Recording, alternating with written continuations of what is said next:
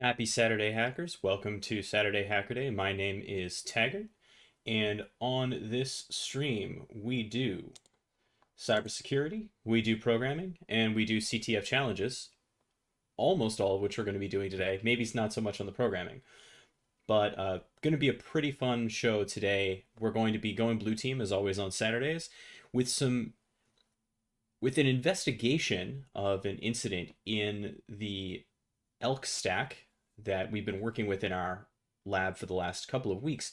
But this is going to be a challenge from cyber defenders. And it's also going to involve mobile data protocols like 4G, 5G wireless, which I am not familiar with. So there's going to be a lot to learn, I think, inside of this investigation. Should be a lot of fun. But before we get to that, we are going to start off with a single news from this week in cybersecurity. And it is somewhat breaking news. This just happened a couple of hours ago, at least news of it just broke.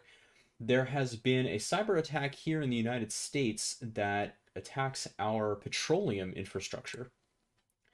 And as this is a developing story, obviously we don't have all of the details, but here's what we know so far.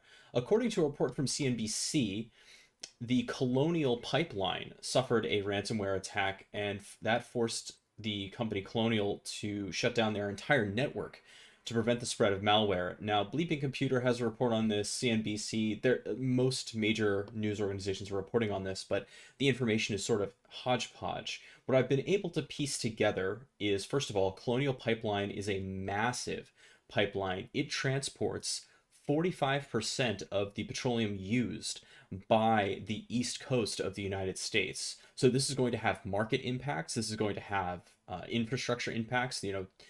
Everything from jet fuel production to gas prices. I'm sure for the United States. In the United States, gas prices increase in the summer because of the um, additives added to the gasoline, and so this is only going to make that worse. So, not great news for that. And of course, this is so big that it may have regulatory impacts as well from a governmental standpoint. Now, in terms of attribution, obviously it's a little bit early to be making any calls definitively on that, although, according to the Washington Post and a few other sources, it looks like the Dark Side ransomware group is responsible for this attack. Now, if that's true, that's kind of interesting. Dark Side is a pretty well organized group. Dark Side is, according to Digital Shadows, which is a cyber threat intelligence firm, essentially a ransomware as a corporation organization. They have formalized their ransomware services and they offer their services to paying customers, right? So they will provide the ransomware activity. They don't necessarily do the targeting, right? Some other group will decide on the target and pay DarkSide to execute the attack. Now, it's pretty well organized. They have, and their job, of course, is to make money. So I'm glad it wasn't you. That's very encouraging. Um, they're very organized, and what that means is that they try to target things very carefully, and they'll often say in their ransom notes, they say things like they don't attack healthcare, yeah, right, they don't attack education, also, yeah, right, nonprofit organizations or the government sector. Now, petroleum is interesting because it's massive, but it isn't government, so it's actually a pretty solid target. Like to target rich they like to target rich potential payees or payers, I guess. Um, Now, one of the things that's really difficult from a detection from a blue team standpoint is that DarkSide customizes their binaries for every single one of their targets. So it's not like really easy detections are going to work against a DarkSide ransomware attack. Worth keeping in mind then that you're going to have to look at behaviors for detection for this kind of operator. So more on that as it develops. Maybe from me, maybe not. I'll keep following it on Twitter. throughout the day. We'll see what happens. It is a really interesting story. But for now, let's jump into our gas prices, Panda Cat. It's gonna be a problem.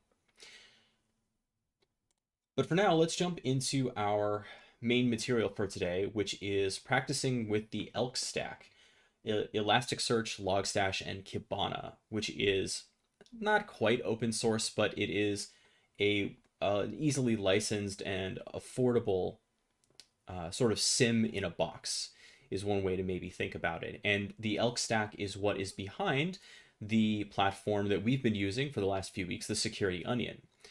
I don't have a whole lot of experience with the Kibana query language, KQL, so I thought maybe there's a challenge out there that we could use to practice on it. And sure enough, Cyber Defenders had us covered. There is a challenge that we're going to jump right into right now. So this is the LTE Fallen Wall challenge from Cyber Defenders. Let's get our music back going. And what's really interesting about this challenge is that it's going to involve mobile data. The incident scenario involves a telecommunications network.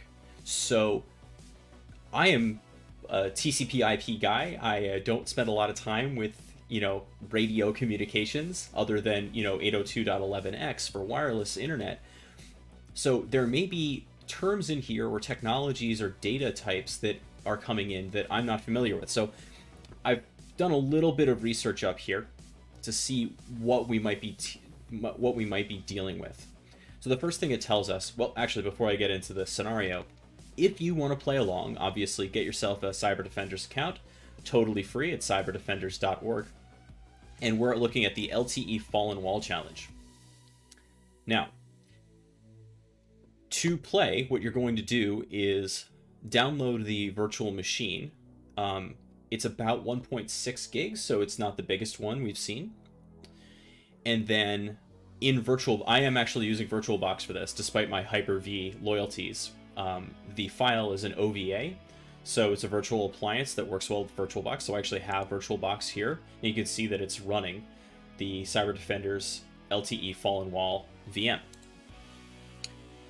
It does a port forward from 5601. So once you have the VM up and running, it takes a minute for all of the services to get going, but once you do, on your local machine, you'll see 5601, and you'll have an ELK stack or Elasticsearch window that you can use. So if you want to play along, that's how you do it. Now, the challenge itself. Diameter signaling attacks targeting LTE networks became popular. These type of attacks can affect the privacy and confidentiality of subscribers and the availability of mobile networks. So what is a diameter signal targeting attack? I didn't know, so I looked it up, and this is what I found.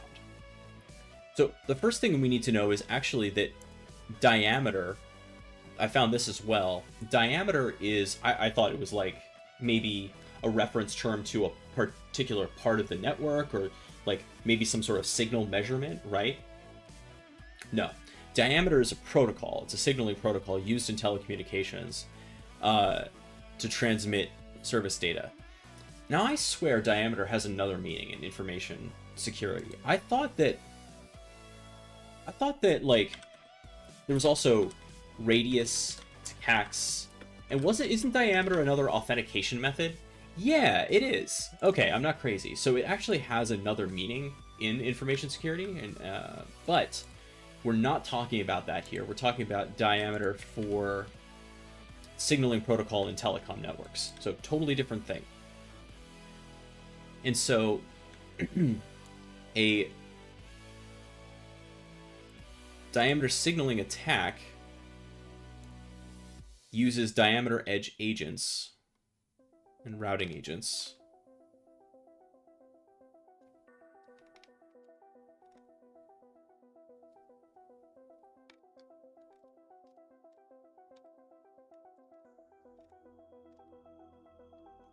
to attack the network.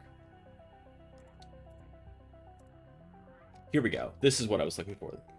What is a diameter signaling attack? What is... Yeah. I know that I had one of these that was just the attack. I guess it's this one here.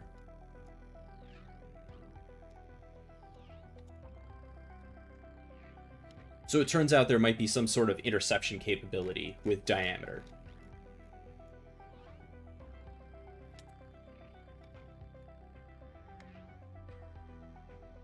And we're dealing first with a diameter signaling controller. It helps communication service providers overcome diameter.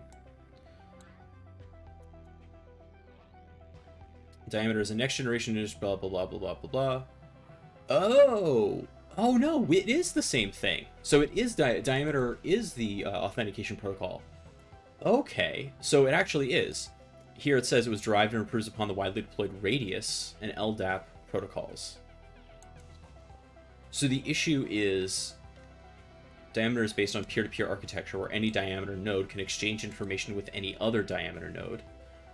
These peer-to-peer communications flow in a mesh topology, which makes sense for a telecom network. So you think you have your base stations, right? Your signal towers throughout your LTE network, right? And so this protocol like looks for the closest node, and then to get to its destination, it relays through its nodes. It doesn't need like a core router, is I think the idea.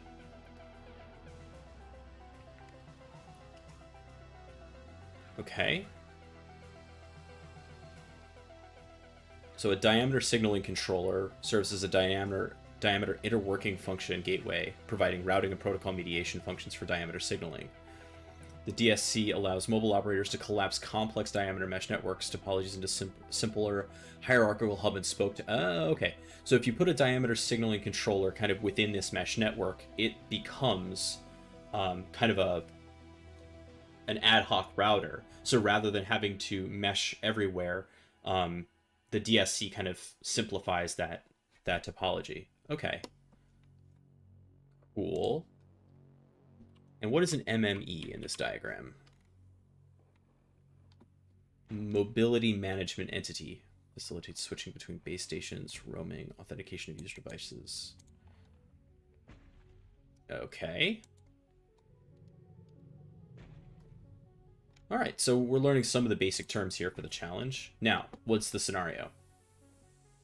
Alice is a small business owner and a client for X Wealth Bank. She uses online banking to transfer money to her suppliers. Her bank forces all customers to activate 2FA via SMS to use the online banking system. Okay, well, that might be problematic. One day she received an SMS notification for an international money transfer going out from her bank account that right? That she did not initiate. She immediately called the bank and flagged this as an unauthorized transaction. The bank started an incident investigation, found out an attacker logged into Alice's online banking system. Moreover, the attacker authenticated using a correct 2FA code. So what are we talking about here? We're talking about maybe interception of SMS signals through the wireless network. The operator security team set up a diameter probe to analyze the traffic and understand what happened under the hood. Things to know about this network. There are 2 whitelisted roaming partners, which we may see if we see... Okay. Open Air Interface and Operator X. The operator core network, because wireless networks do just use IP, right? Operator core network is in the range of 192.168.1.0/24. I do not know what these numbers mean, MCC and MNC. We'll have to look those up. They may be channels. But they do have identifiers here, so that might be helpful as well. Open Air Interface is 172.16, and Operator X is 10.10.10.10. Okay. So we have some basic ideas about the network. We have some basic ideas about what happened. Now let's go take a look at what we have in the logs. Make this a little bit easier to see. So it looks like everything happened here on February 10th.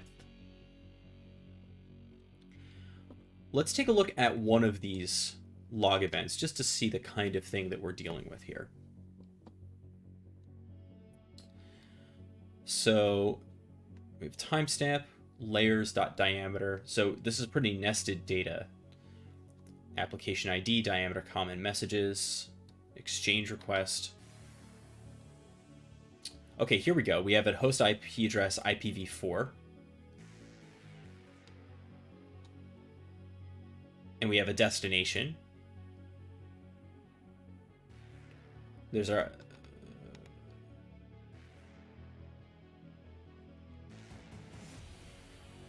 Now this host IP address is 19, but our source host is 118. I wonder why those differ. Okay, we have bytes in flight. Bunch of flags. Okay.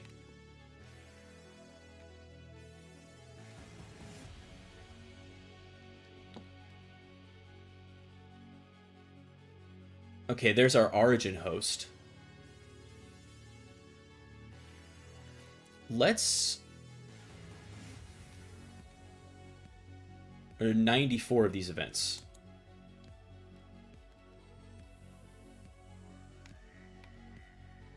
They don't all quite look the same, do they?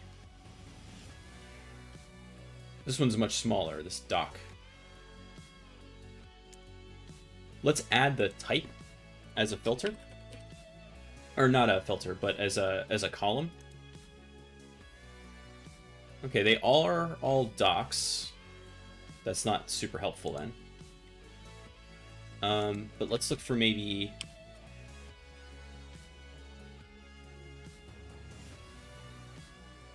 Let's add origin host and destination host. So I'm using this filter search to look for those columns. Okay, looks like there is... Okay, here we go.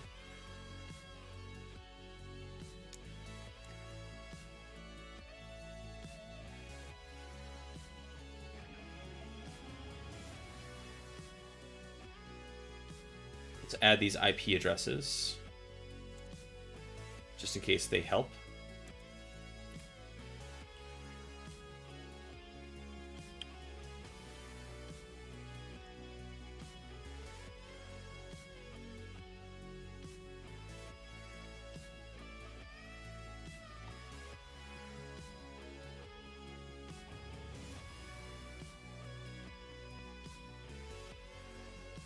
Okay, destination host is really not helping us out at all.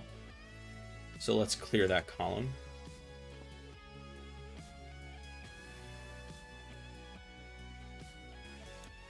All right, that's not helping us out at all either. Okay, so now we're starting to see some data. Okay, let's take a look at the questions. What diameter interface did the EPC nodes use? Well, I have no idea what an EPC node is. So let's look that up.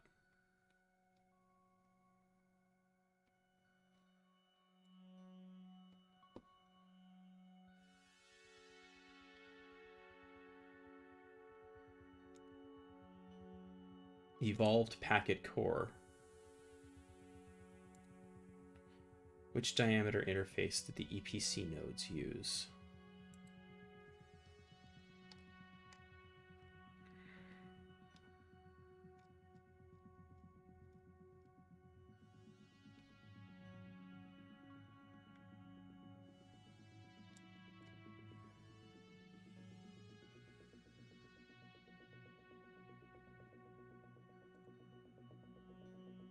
We have a node type indicator on here. I don't know if that's going to tell us anything.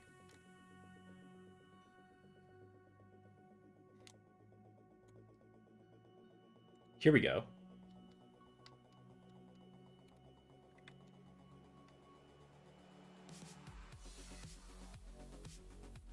And the question is, which diameter interface?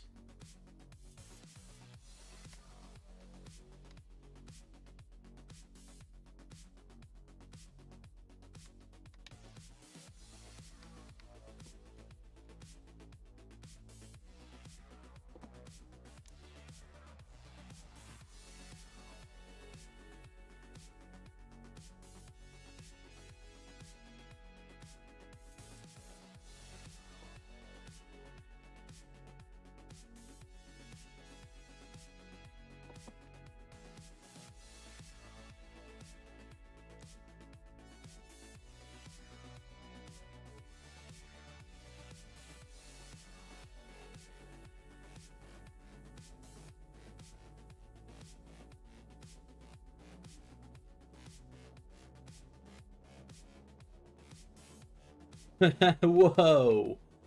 Look at that, mme.malicious.org. Well, that's helpful.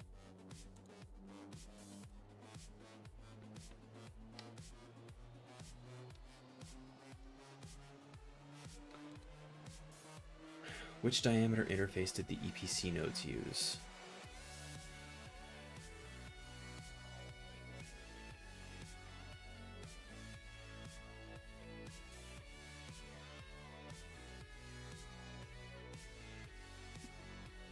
I mean, we're looking for something short, right?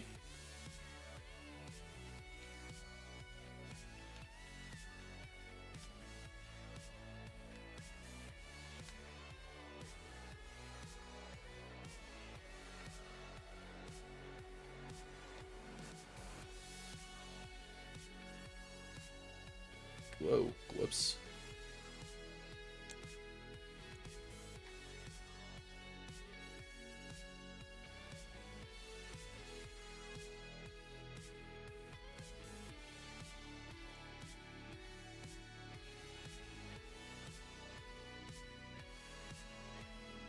Let's make sure we're looking at everything here. I think we are, but no, this was set up correctly. So let's see what else we got. Let's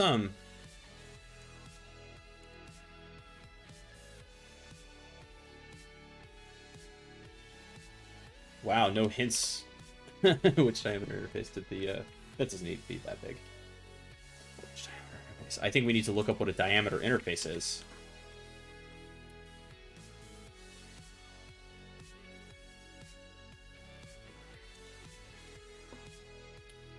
Diameter interfaces provide connections among diameter nodes to enable essential blah blah blah. Okay, so oh, interesting. So here we go.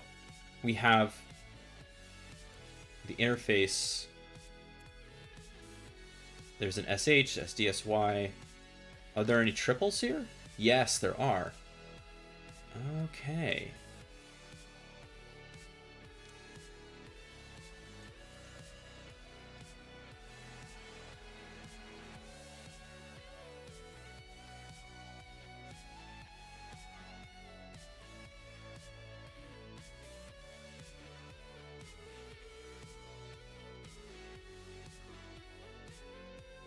Okay.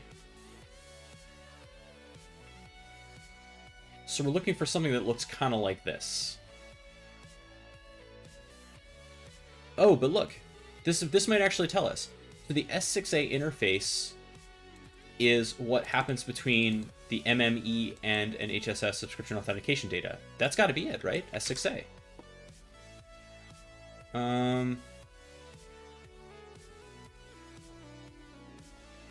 All right.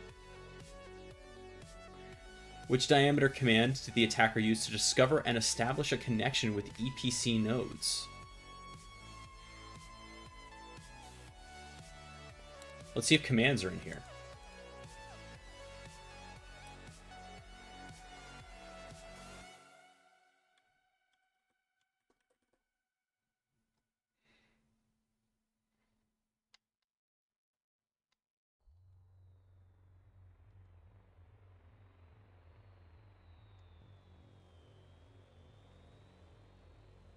Well, even if not, we do have this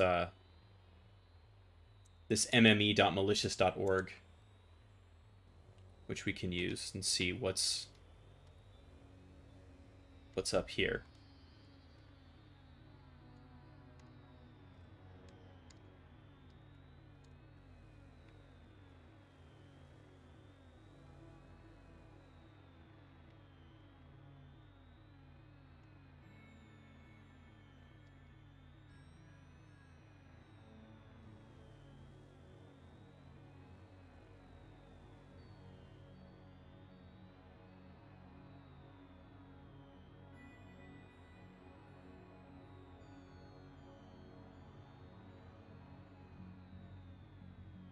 So it looks like what we see here are these are all the possible diameter commands. And what are they? They're essentially what? Like flags, right?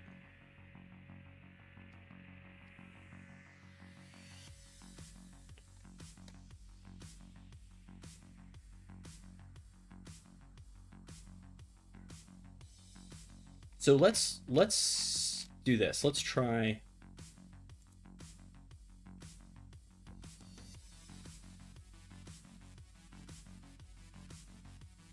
origin host, and this is where the KQL really comes in handy. So the origin host is going to be MME. The colon is the the equal sign. MME.malicious.org. Okay, so there's only 2 of them. Now let's try to do or this source host is 192.168.1.162, and let's see if that gives us anything else. It does, so that's really interesting.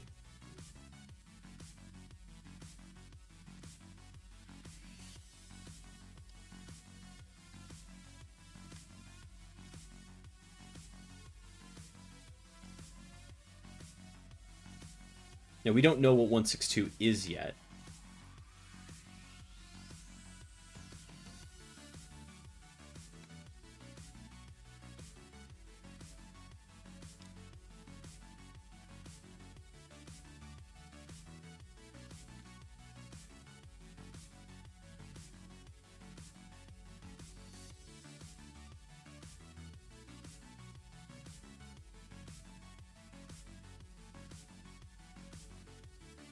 Here's the code. Here's the command code.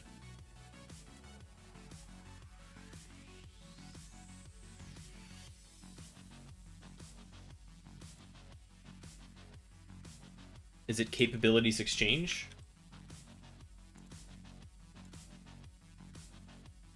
It is. So let's think that through then. So 24 53. These are in descending time. So this happened before the Cyber Defender stuff. So these 2 malicious.org. So we have first a capabilities exchange request. And before that, we have 2 of those. Okay. And are their sources and destinations the same? They are not. The first destination was to 1.9, and the second one was to 1.18.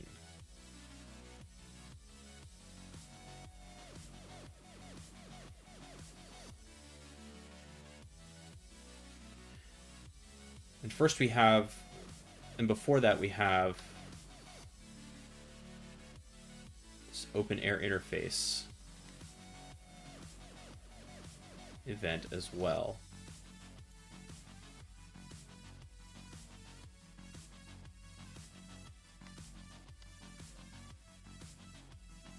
There's capabilities exchange request here as well.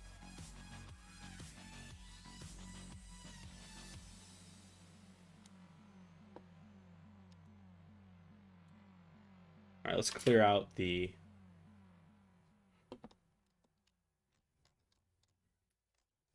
So going back in time, the first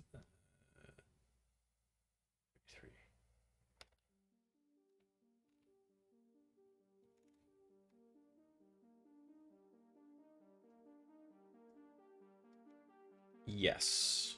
This is in descending time. Not a lot of it, though. Look at this. This all happens within like a second. 8:24:53. Yeah, all these events were within a single second. Kind of amazing. What was the hostname of the rejected connection? Well, I think we found that. That was mme.malicious.org, right? Yeah. What was the error returned to the attacker? So basically what happened after the mme.malicious.org attack that we saw.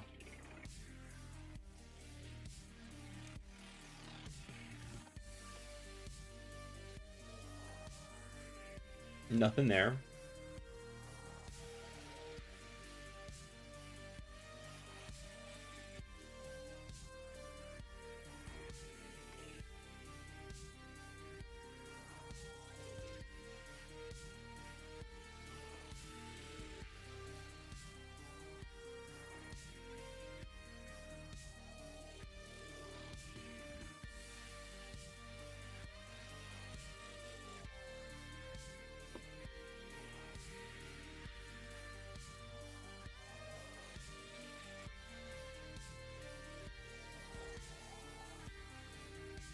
The 666, is that our tell here?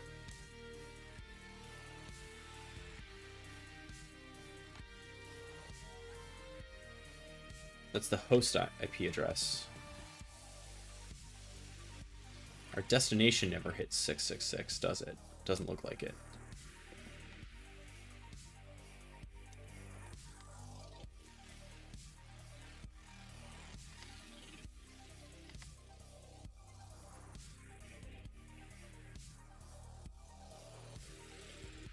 So if we're looking for the error that was returned,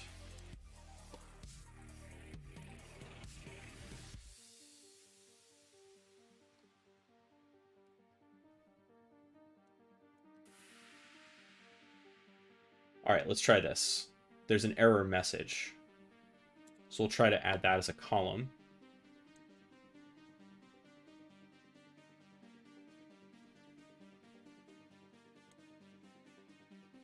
Diameter unknown peer. Now,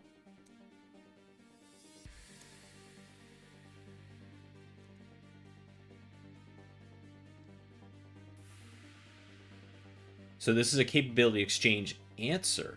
That's interesting. So now we know that there's a capability exchange request and a capabilities exchange answer. So again, I don't know the diameter protocol at all, but we're learning it through these messages. The other thing we could do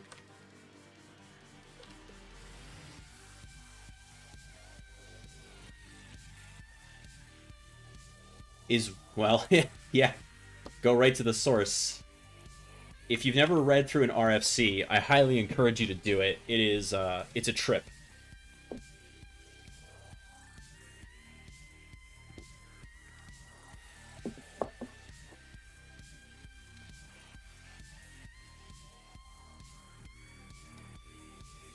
This is what creates the protocol, right? This is what defines it. This document here, sent to the Internet Engineering Task Force. And so, going through this, right?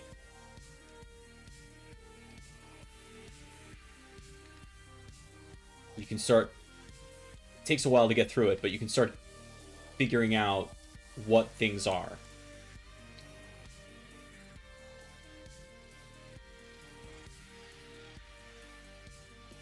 And eventually,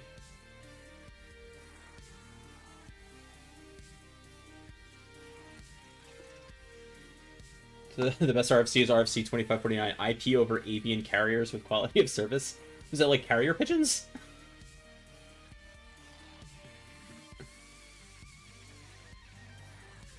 Let's check it out. RFC 2549.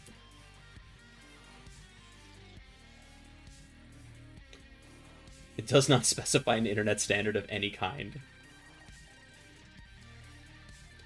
Amazing.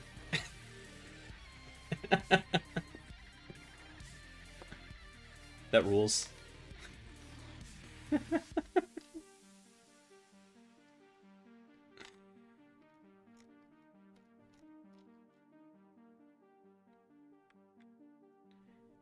Man, that would suck.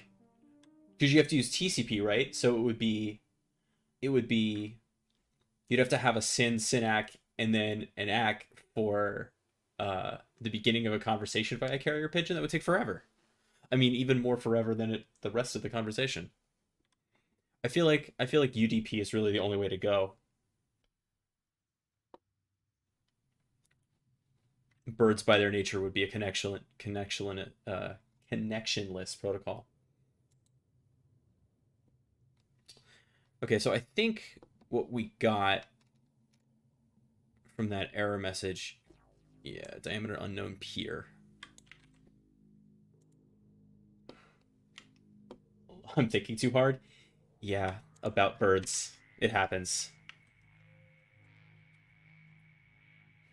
All right, diameter unknown peer. What was the hostname of the accepted connection?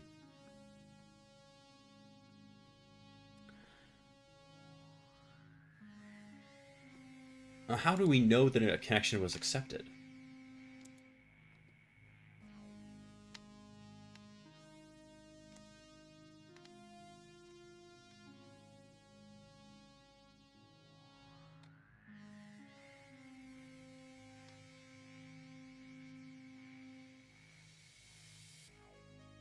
product name, huh? That's interesting. Look at this. Sigploit. What is that?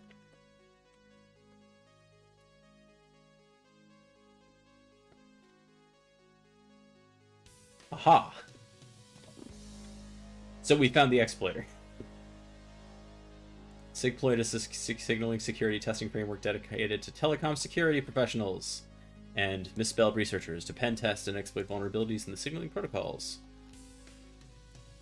Fascinating. So we can use that, I think, as a tell. So we can add the product name column.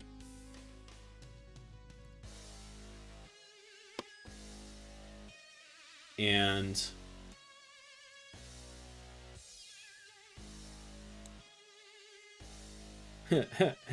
hi there. Oh, there are quite a few, actually. Look at that. So it wasn't just the... That really helps.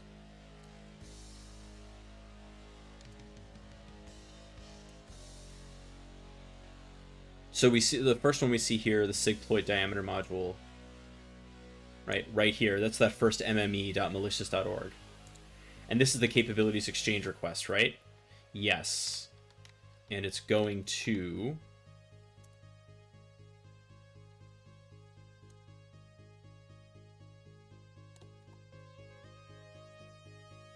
One 192.168.1.9.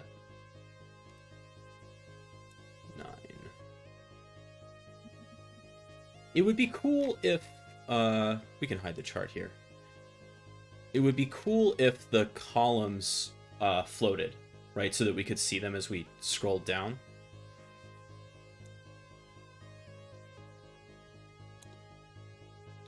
Let's add that filter.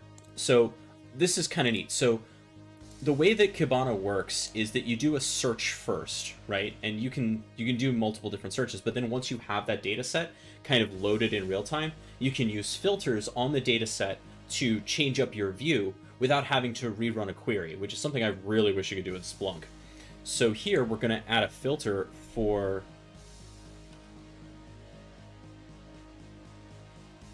product name sigploit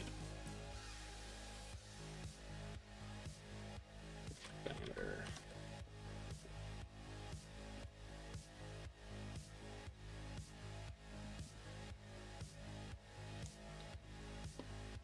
Okay, so this is everything that the sigploit diameter module did. And what I really wanted to see was its destination IP. It's always coming from 1.162. But first it goes to 1.9, then 18, then 9 again, then 18. Okay.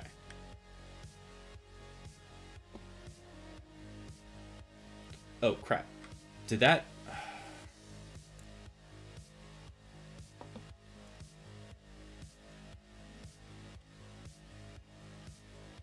That was I did a query instead of a filter. Product name is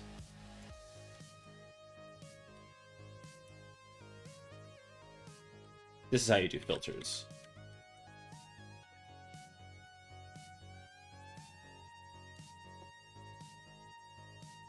Right? And so I can disable this filter if I wanted to. Or disable them. Right? If I temporarily disable this filter, I get the whole data set back. So again, I don't have to rerun the query. I just have this filter available for me if I want it. I think this is really, really handy.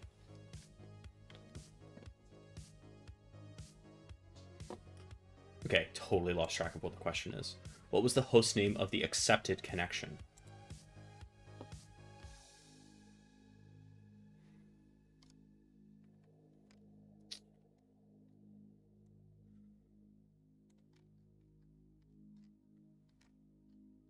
Okay, let's get rid of the error message. Let's move the product name over. Because it's such a good tell, I kind of want it over here.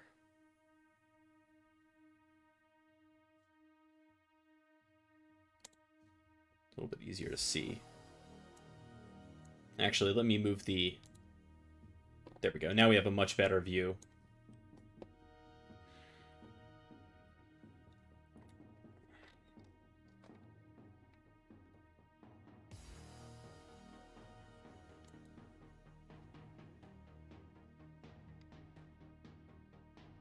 So this is diameter success. That may have been the... Is that the result code? What was the hostname of the accepted connection? Now it's hss.cyberdefenders.org. That's probably not correct. Oh, we're also way up at the top, right? We want to go...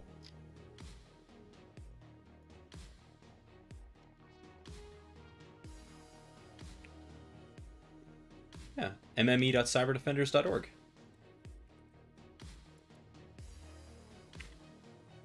No, that's not it. Now, is there another message in here? Let's see if there's another column that we can use.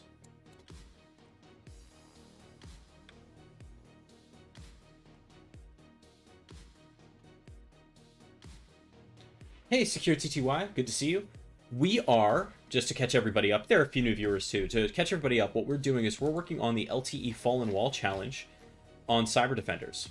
So this challenge is a virtual box machine that has a Kibana instance, or an ELK stack instance essentially, loaded inside of it with a bunch of telecom data from a, what I believe is a signal interception attack, where the target attempted so the target may have had a password for the user, but they attempted to log into the bank. The bank uses SMS 2FA, and the attackers were able to actually hijack the signal through this diameter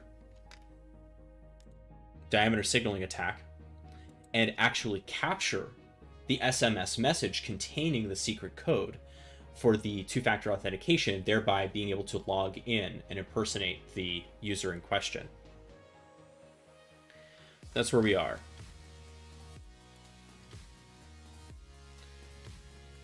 All right, what was the host name of the accepted?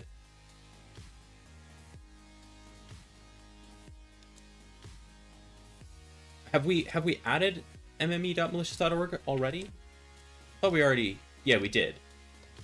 Is that right again? No. So I guess what we don't know yet is how to identify an accepted connection.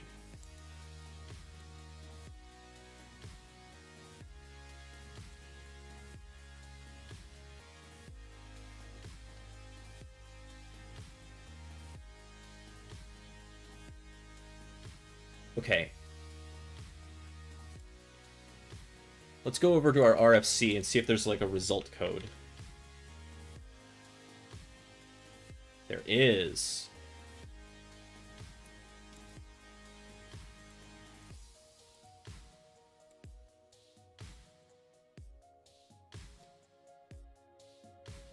Doesn't tell us what the result codes are.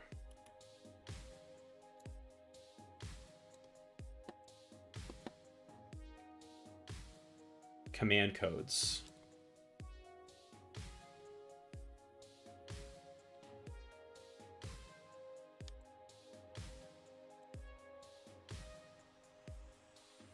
Capabilities exchange answer.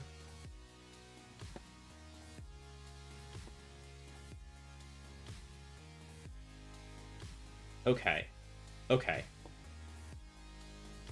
So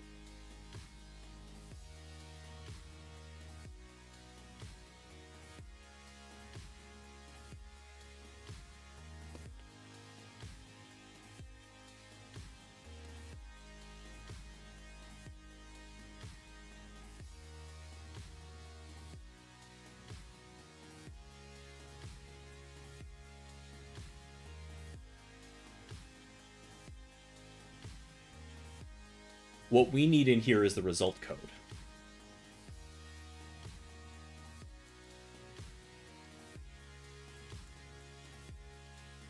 And let's move that over.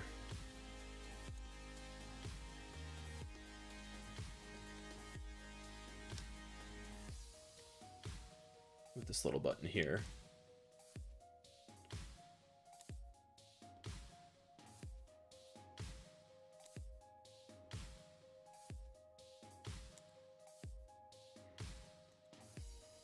Whoops, that's moved the wrong column.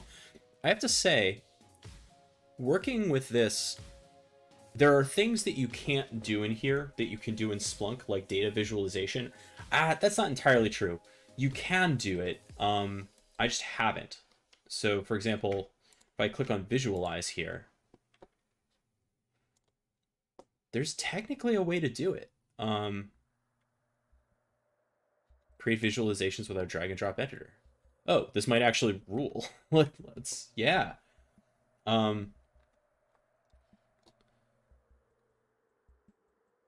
Dismiss. Oh, wow. I take it back. This is incredible.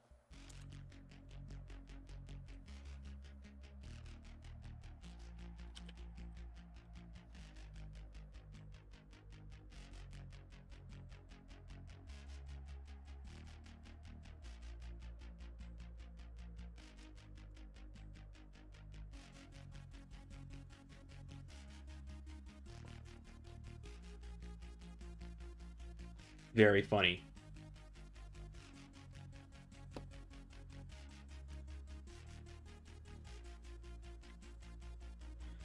That's kind of neat. Yeah, wow. That's extraordinarily powerful. That's so much easier than doing this by you know, pipe to time chart or whatever in Splunk. Wow. Yeah, this is a rabbit hole that I will fall down instead of completing the challenge. So let's try to keep that.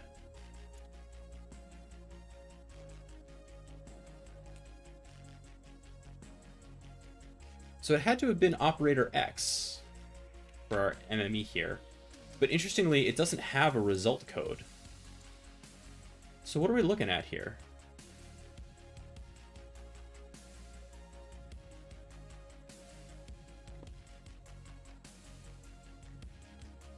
So yes, you should. And I mean, for the last couple of weeks on Saturdays, I've been building out this lab of my own using Security Onion. And I finally have it working pretty much the way that I want it. And I actually reproduced the lab at work for some testing there. And I think what I'm going to do is build out like a Vagrant file so people can use it to develop to build out their own labs in their own hypervisor. I think Vagrant, because local virtualization is what most people have access to. Although if people are interested in like a Terraform file, I could maybe try that as well. So you could spin it up on either, because apparently I didn't know this, you could use Terraform with vSphere. So if you have a vSphere or ESXi host, yeah, no, definitely. If I do it, I will, and I think I will, because like I've now destroyed and brought back up this lab enough times that I don't want to have to do it manually anymore. Yeah, I think local will be better too. I didn't know, like, I've used Vagrant for a lot of stuff, but I just realized that you can do multi-machine deployments with Vagrant, which I think is pretty cool. So you can set up your networking and everything like that. And what I like to do with my lab machines is I give each lab machine that's going to be in the isolation lab 2 NICs, right? One so that like it can connect to the internet and download all of its requirements, things like that, like set up the Flare VM, and then disconnect that NIC entirely via the hypervisor so that the evil doesn't have anywhere to go.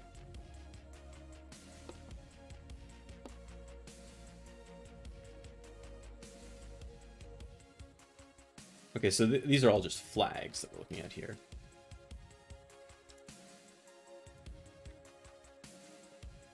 Okay, it is MME. Well, so thanks for the gift of the sub to Secure TTY. Really appreciate that. What is the value of the AVP used during the traffic interception? Okay, so we know that AVPs are address, right? AVPs are address value pairs.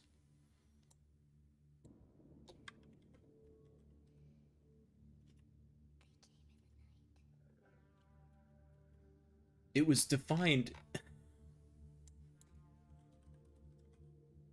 attribute value pairs.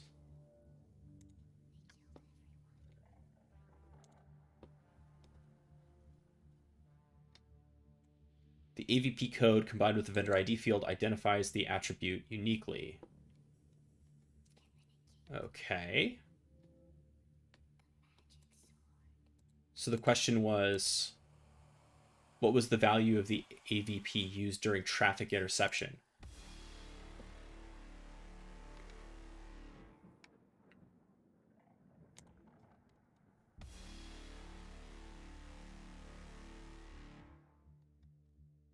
Now, I don't think there is a specific... I mean, these are all...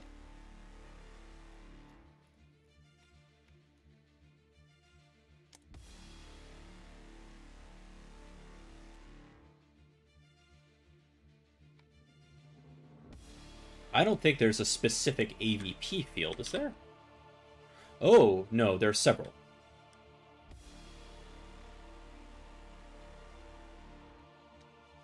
Yeah. That's what I'm saying, like the way that this data is broken down is that the attribute value pair, like if we look at the RFC, the fields in the AVP header must be sent in network byte order. The format of the header is, so the first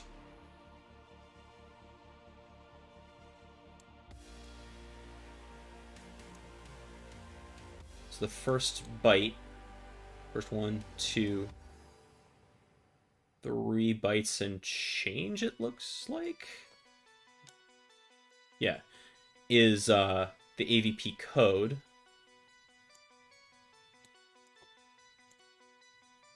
And then the length. So it's almost like a TLV format, right? Type length value, which and then there's a vendor ID optional. Well, what if it's not there? How do you deal with that? Maybe it's just all zeroed. And then data. Okay. But I think what's going on is that this is all getting parsed into these different, so like these different AVP fields here. All right, well, let's re-enable this filter. And take a look at what AVP stuff there is in here.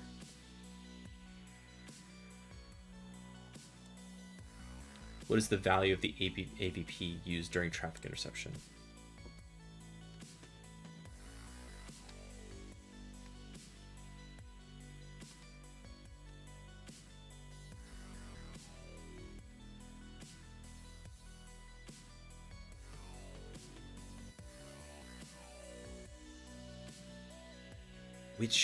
Which one? There are so many. Oh, there's that application ID that we didn't find at first, but which we looked up by just looking up auth codes.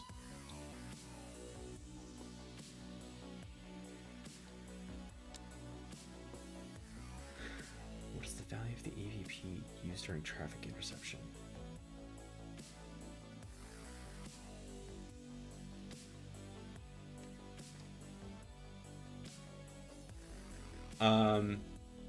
Okay, well, let's think about traffic interception.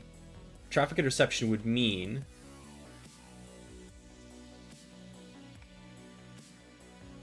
okay, right. So this is actually kind of cool. See, now because we're using this sigploit diameter module as the filter, we're seeing, look how it was originally malicious.org, but then all of a sudden it became operator X, right? And it became and open air interfaces. So this tells us that they were spoofing the provider, right? This is the interception happening right here.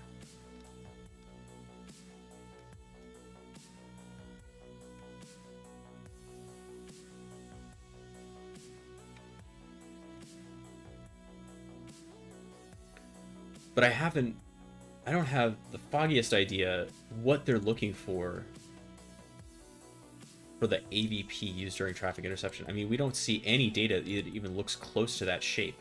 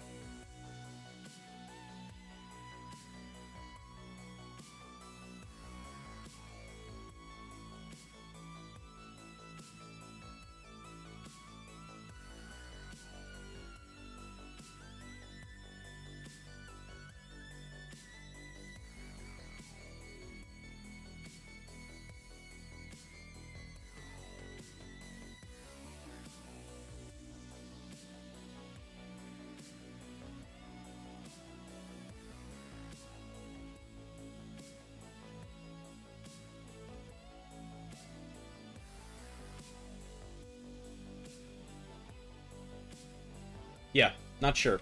Let's move on to the next question. What was the spoofed hostname? Well, we see operator X here.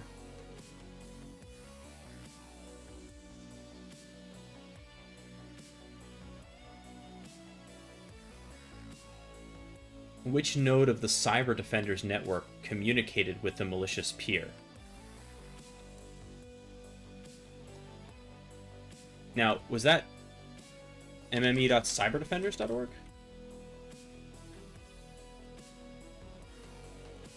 No, it was the HSS.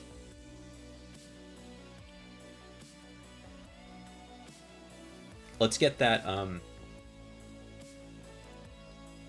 let's add a filter.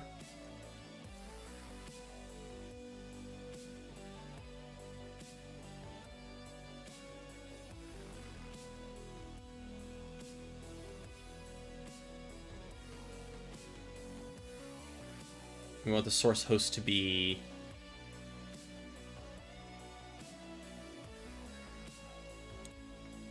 Actually, we want the dest host to be 162, right?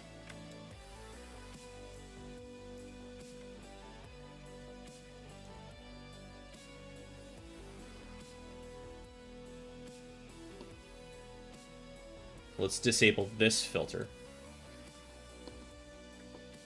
It is hss.cyberdefenders.org.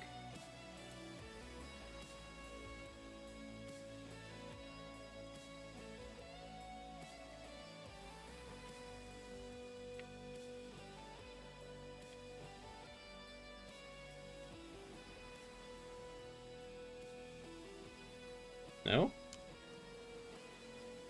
Oh, it was MME. I don't know why that didn't work the first time.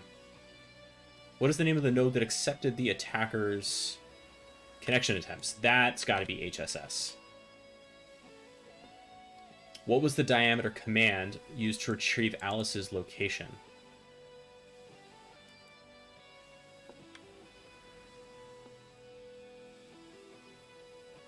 So this, let's get rid of this filter.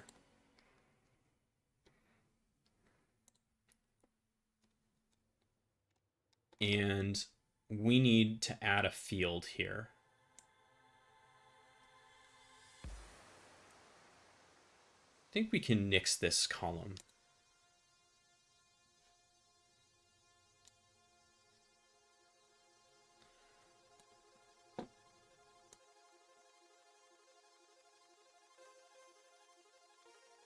What we want to do is see, yeah, the command code.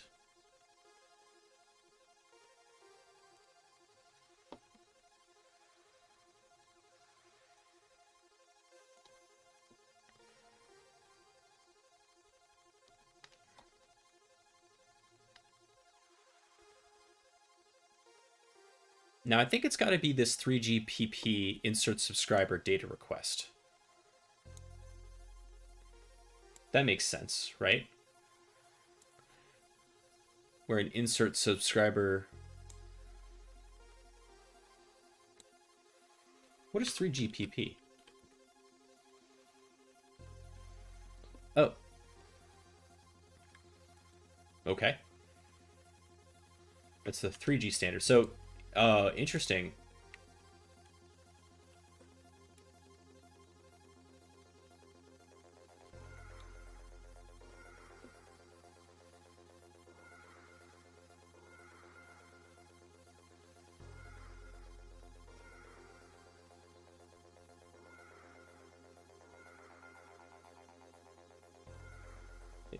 I guess that means that GPS data or location data doesn't travel over LTE.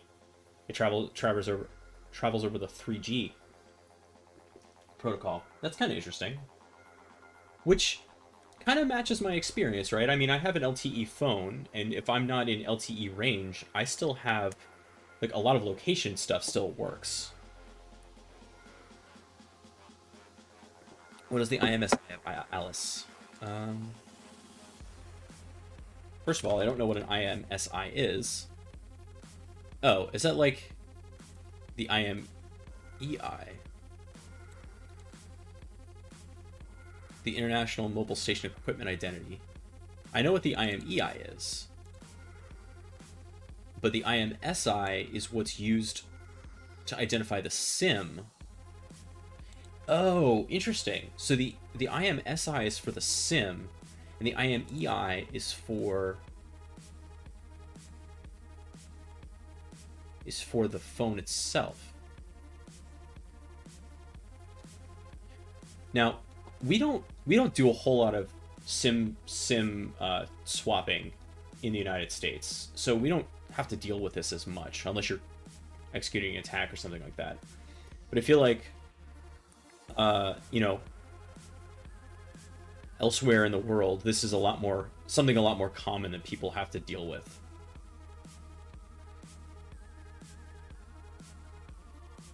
All right, so let's see if IMSI is a field here. I doubt it very much. Oh, neat. It's handy.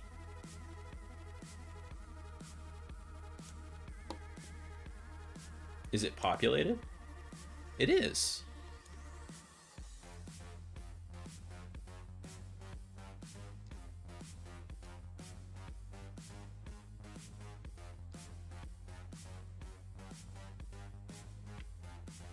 Which AVP is responsible for querying the location? Well, let's take a look at that event and see what we got here.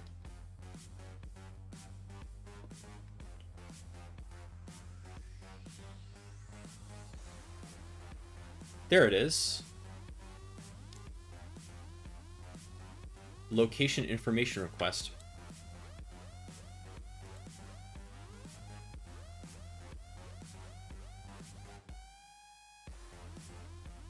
Wait, no, because that's 3GPP. That's not AVP. It's a different protocol.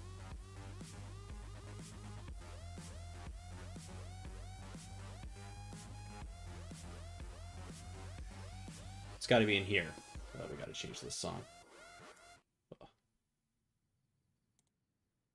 we got to get a magic sword, I think.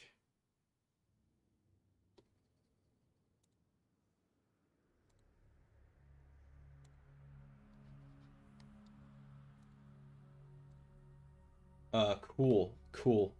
Neat to see that Spotify has crashed on me.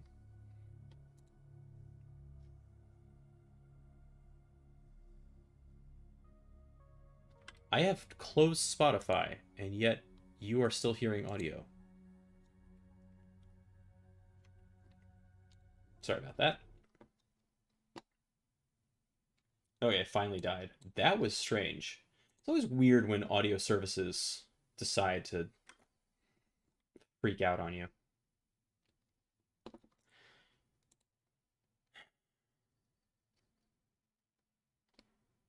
Which AVP is responsible for creating a location?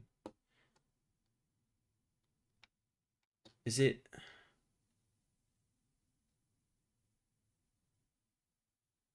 something like this?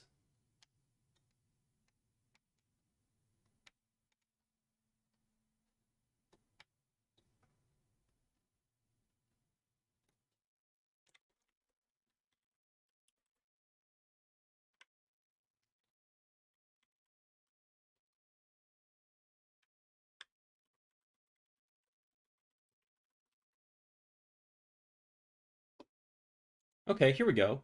Here's a list of AVP codes.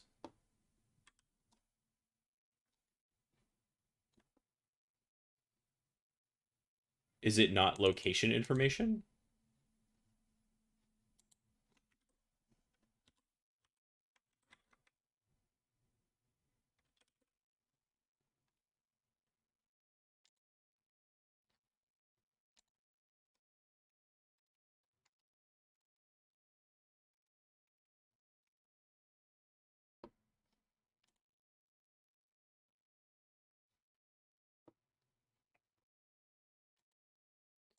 It says it starts with ID.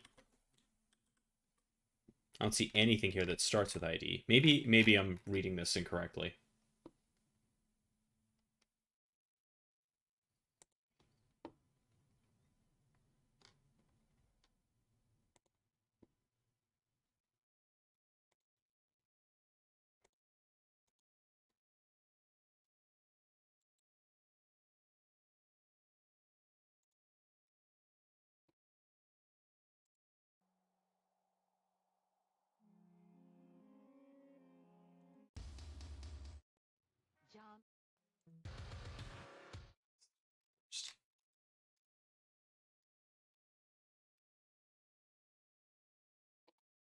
You know what?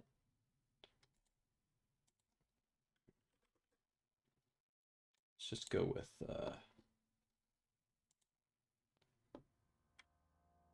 yeah, there we go. Okay.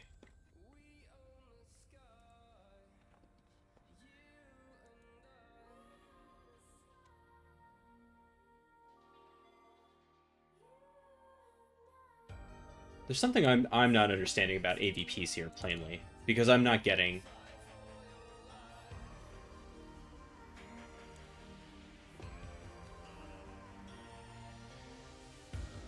Oh, hey, this service selection.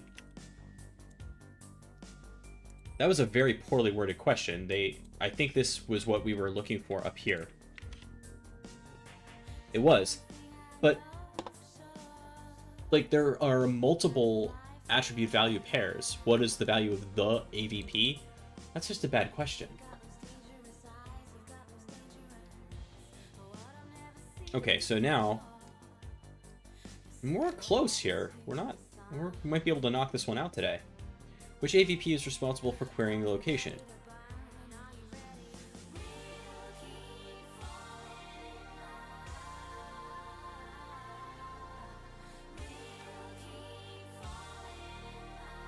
I mean, I'm looking for anything that shows ID.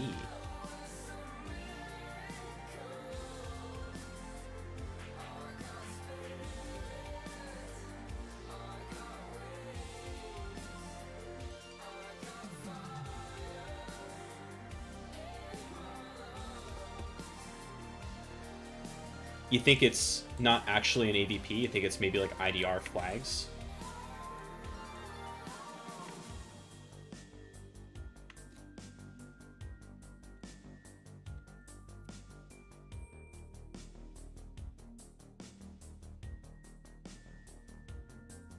I think it is something like that. I don't think it is actually parsed as an AVP.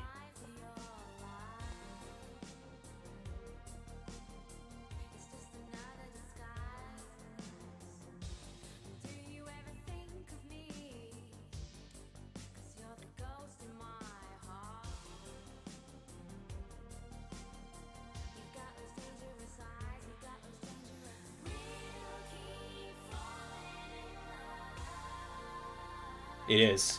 What did I do? Did I do an underscore instead of a dash before? I think that was what it was. Yeah, because I copied it straight from here. I'm not convinced that's actually an AVP. I think that's another kind of data. But okay. Which flag was set in the tracking diameter command to retrieve Alice's location? 3 words, spaces in between. It's this one we saw, right? This is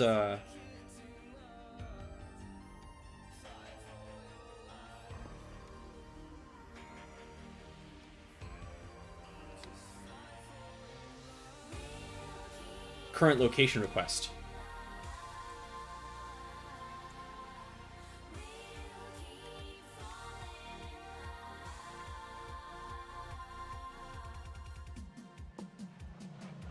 Which AVP indicates that the attacker spoofed the origin hostname.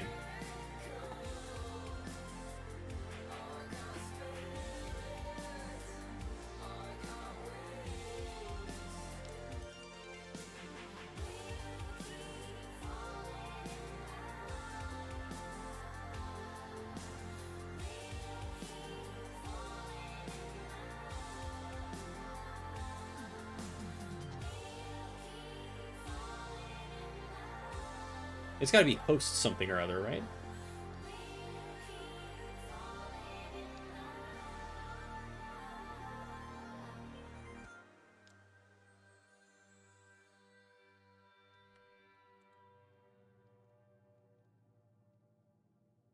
So this is the location request.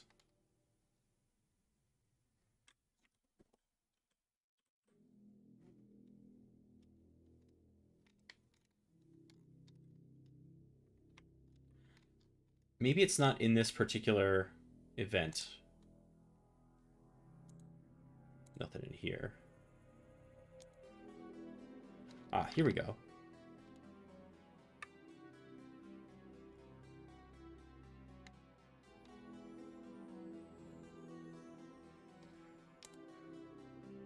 Host IP address. Yeah, there we go.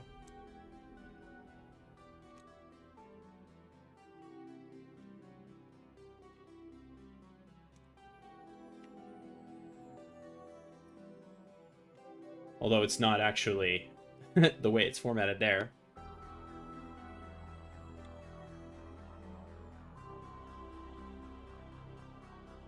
Peer's auto-discovery caused an unexpected connection with a malicious peer. Provide the hostname of that malicious peer. Well, that's got to be our...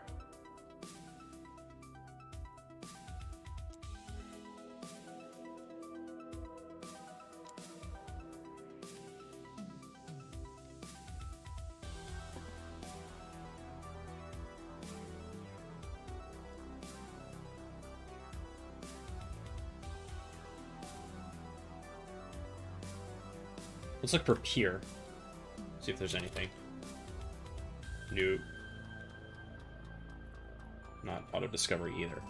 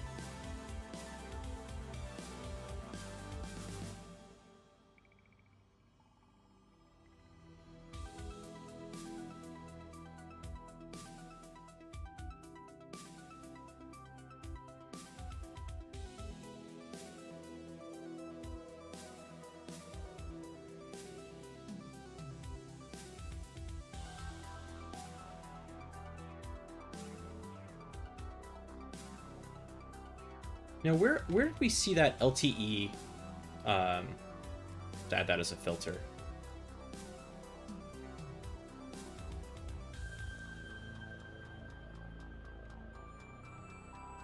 No, never mind.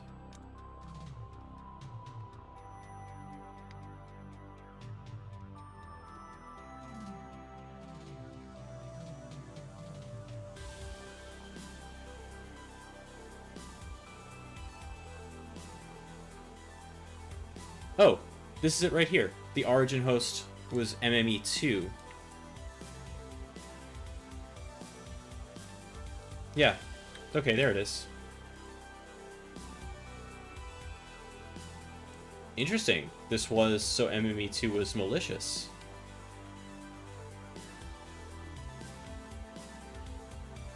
Which AVP did the attackers use to intercept Alice's traffic? Let's take a look at this MMA2.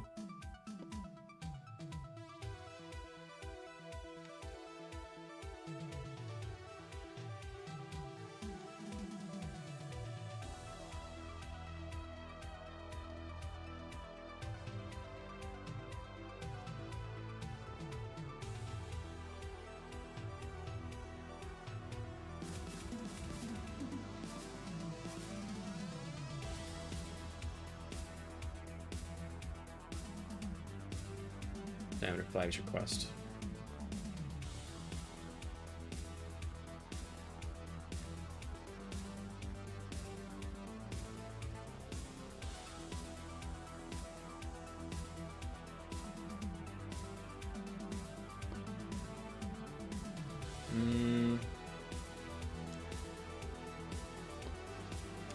I think it's this operator X, right? This is what...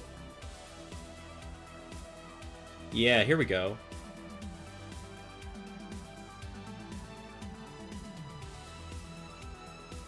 Because look at all these AVPs that are set here.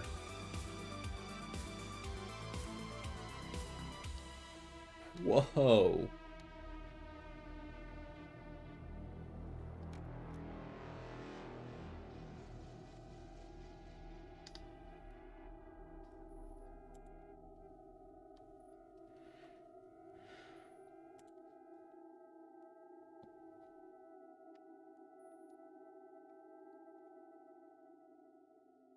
Is it session state?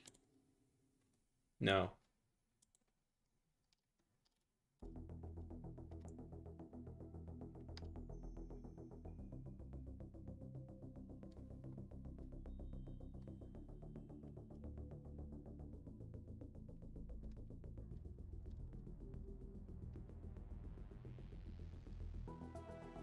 I mean, I feel like it's got to be one of these. Look at all... We haven't seen any of this before, but in this particular...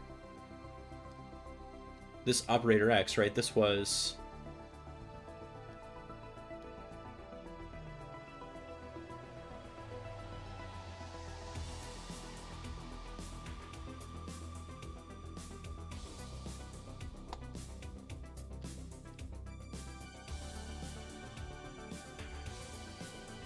State location information retrieval.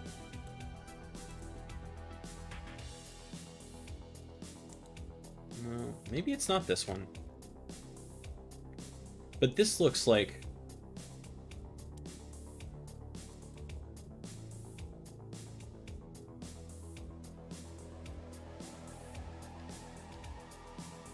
Boy, that looked like everything, though. This one right here. Then maybe there's another...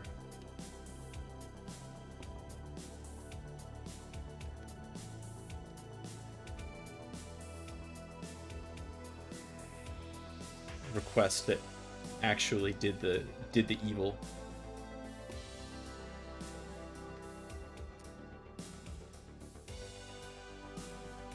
Skip subscriber data.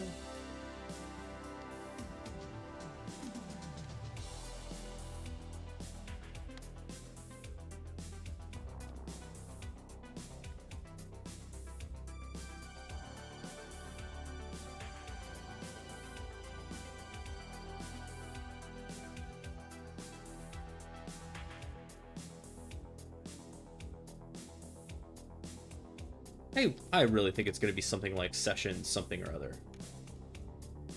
What are our fields?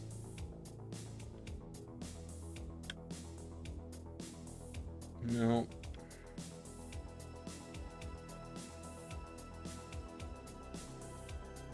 What about subscriber?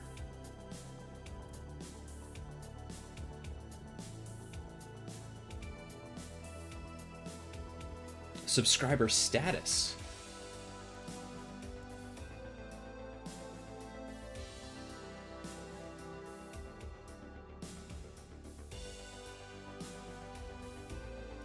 Nope. Because I can't count, I guess. But also, we're not really looking at the right things here, so... So my understanding here is that this operator X, this is our host, our origin host, right? So this is where it's making requests, and it's making requests to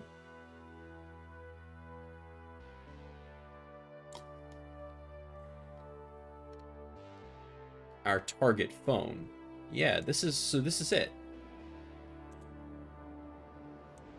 Now, is it the first one of these? It is not.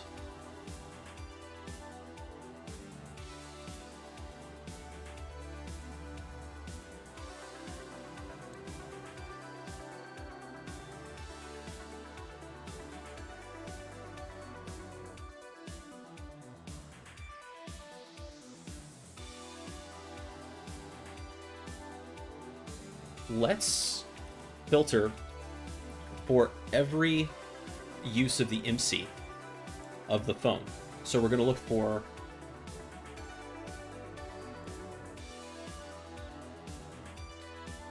anything that is asking the phone in question for information.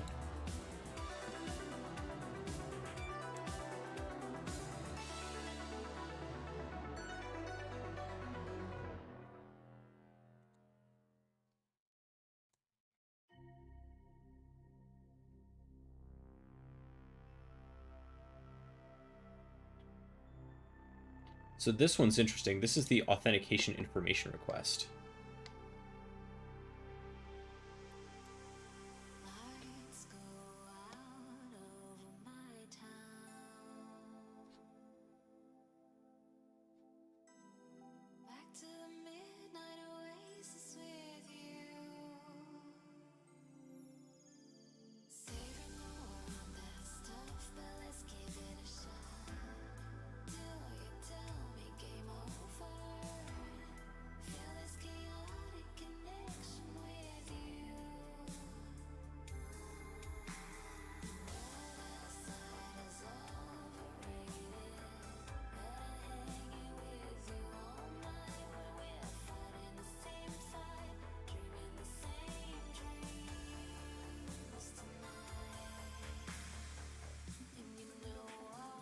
Let's see what the flags are with 1 here.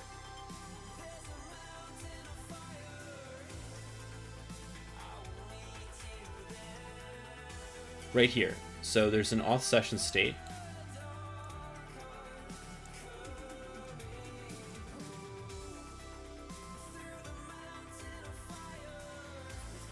I don't know what's up with this question, but I think we'll move it on. Yeah, so which diameter command did the attacker use to intercept Alice's 2FA? So that would be the command code, right?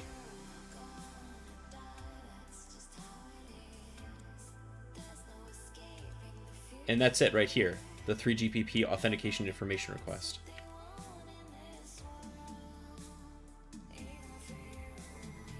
Except it's not. Let's get rid of this filter.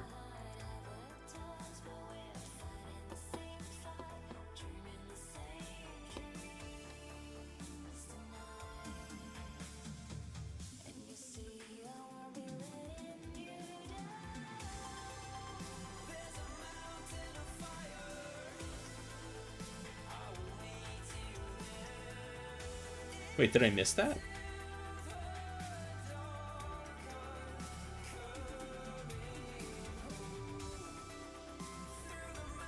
I did miss that. Okay. So apparently it was update location. What does that do?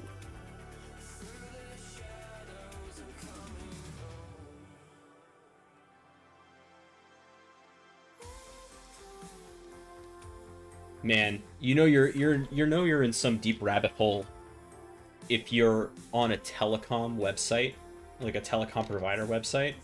Look at this. Look at this old like Windows help icon situation.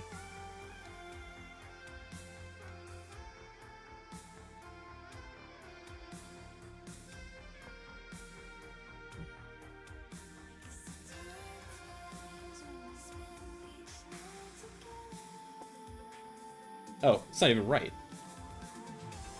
Yeah, it is. It's just that I gotta do... 3GPP, right? Yes. Which diameter command can the attacker use to intercept the radio air interface traffic? That's got to be the authentication information request. Because this is also the one that had, like, all that stuff, right? It had all these crazy flags. Yeah.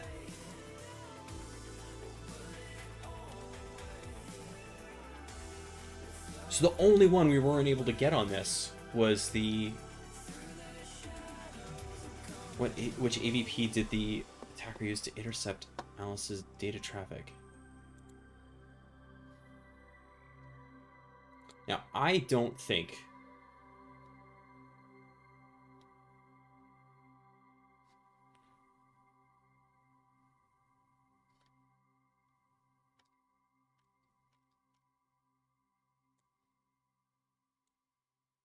Now, is it just a command code? Is that what they're looking for? I don't think so, right? Let's disable this filter again.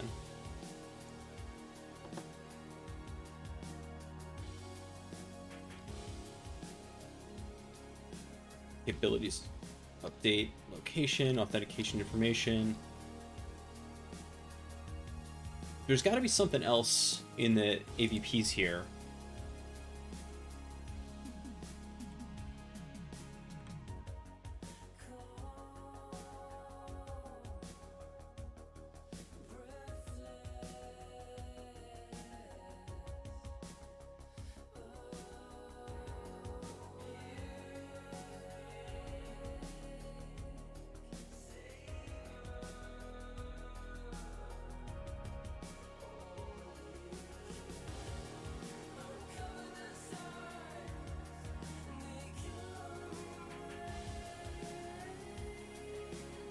Subscriber status, maybe?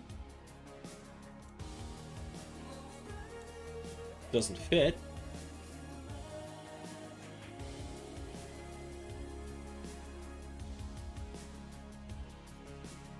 I am at an absolute loss for this one.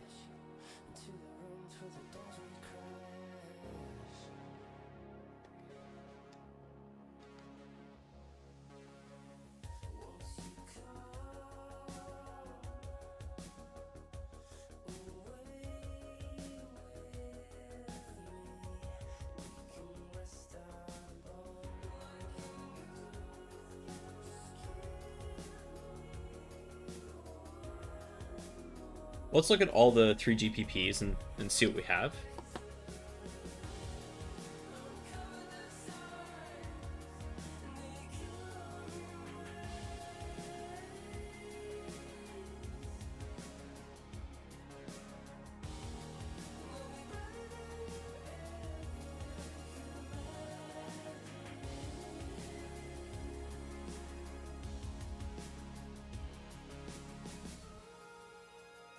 Skip subscriber. That doesn't seem like that looks right.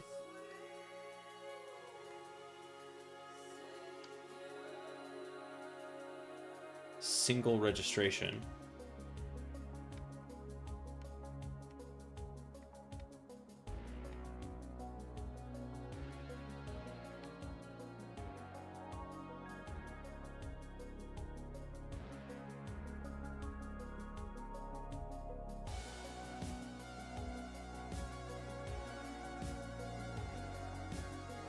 Education.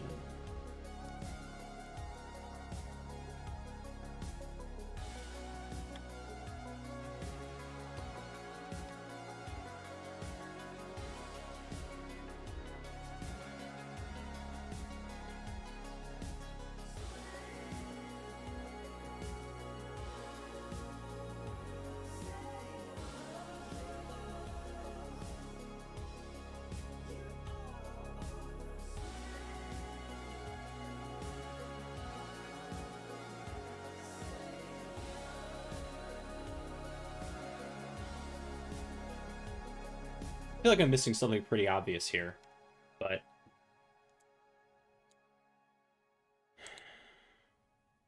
so this is where it went to get everything, right? This is where we saw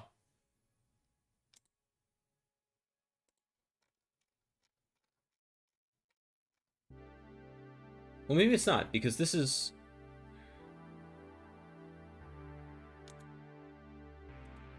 This is where we saw all the evil happen, right? They became cyberdefenders.org, which is kind of interesting.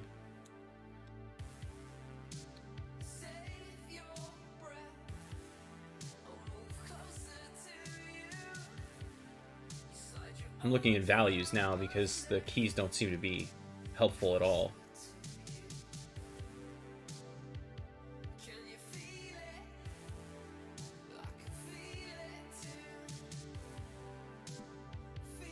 What about this one here?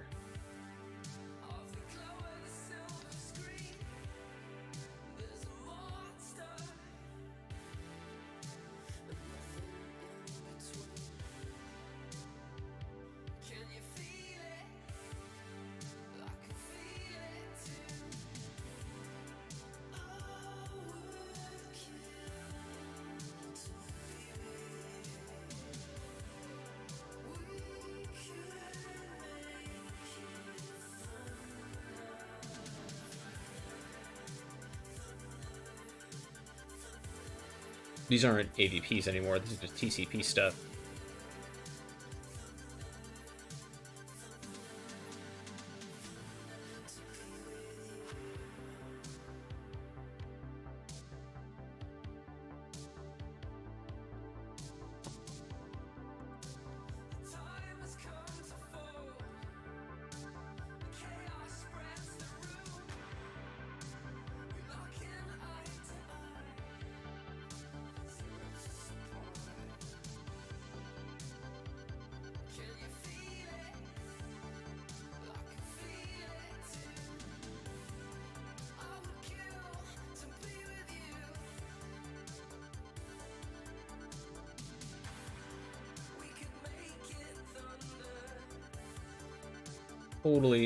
Totally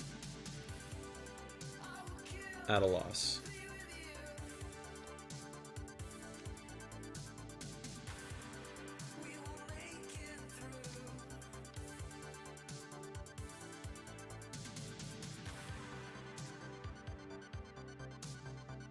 If it's not a session ID, it's not session state, session status.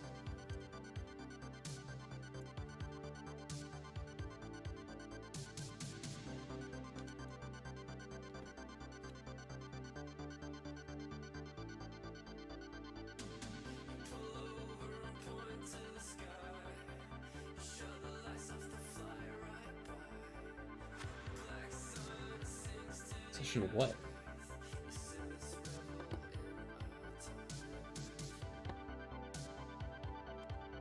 All right, I'm gonna do a dumb search.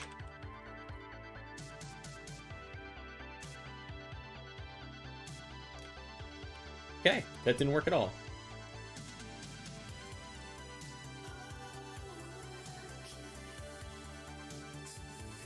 Okay. I'm calling it. This is dumb. I don't know what the issue was with this.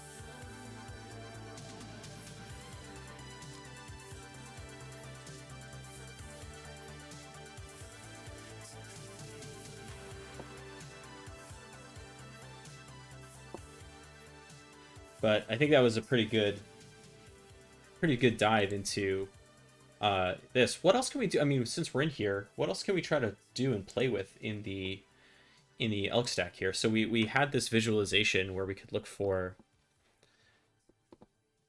kind of this. I like this idea. So let's try our horizontal axis of not product name but command code, right? Because that was kind of cool.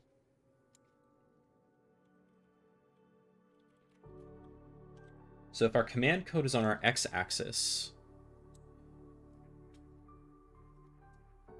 that's neat, right? And then let's do a breakdown by, that's like a group by, right? Let's group by the diameter product name, and that might actually show us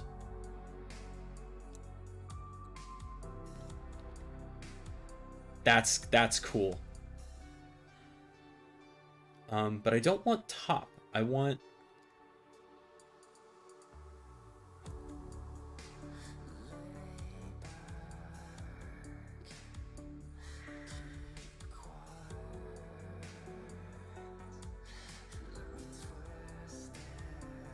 It's doing top values. I don't want top values. Here we go.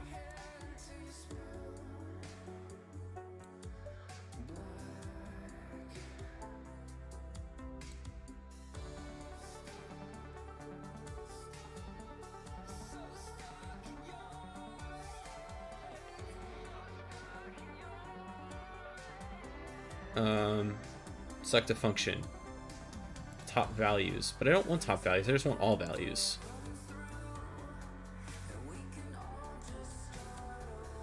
Group other values as other. No, thank you.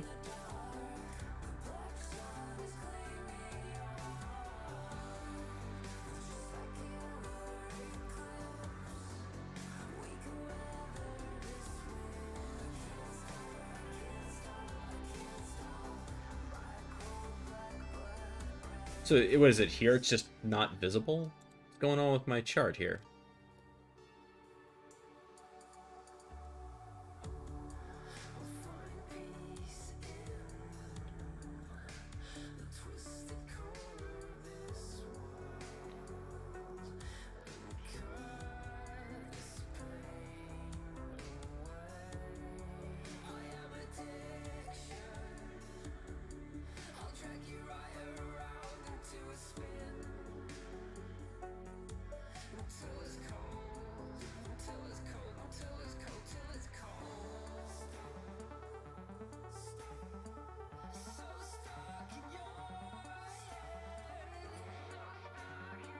If I max it out to 100, what happens?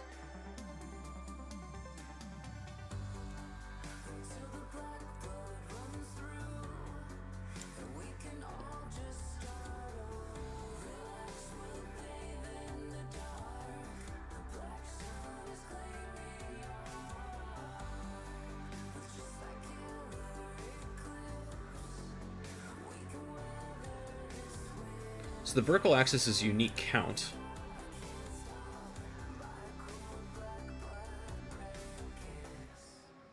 Of the command codes. Or... Huh. Any requests? Anything else we want to try to graph with this data?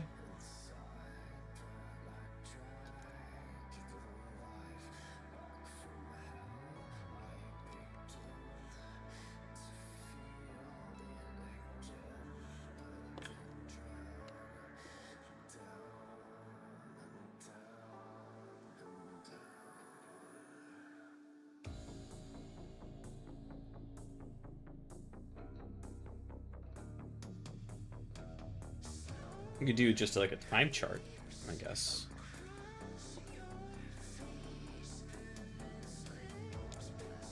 So this is a time series. Oh, I like it. Okay, so this is the time series. Can we zoom in on this? Yes. That's really neat. I'm just dragging. Oop, too far.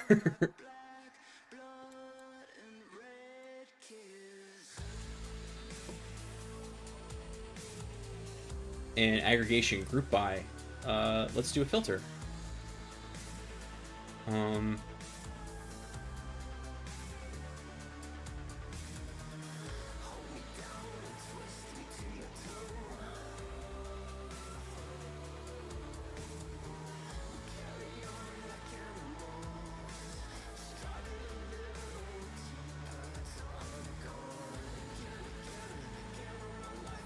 Yeah, I agree that it does look really easy. Really easy.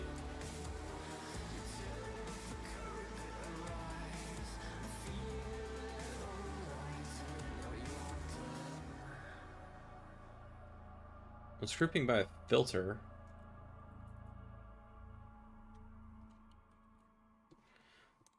But I don't want to group by a filter. I want to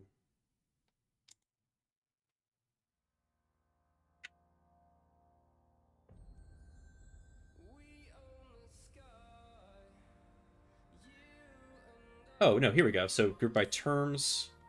And if I do like IP source. There it is. There we go. That's neat.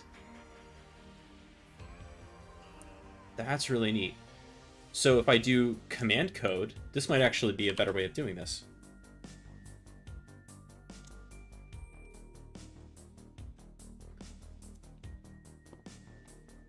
Oh, yeah. Can I? Zoom? Nope, too far. I would like to zoom in more.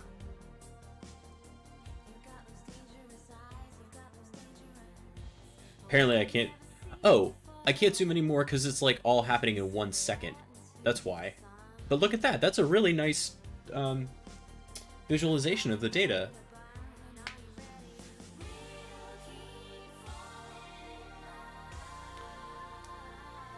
I also like that I can kind of separate my visualizations from my queries. You know what I mean?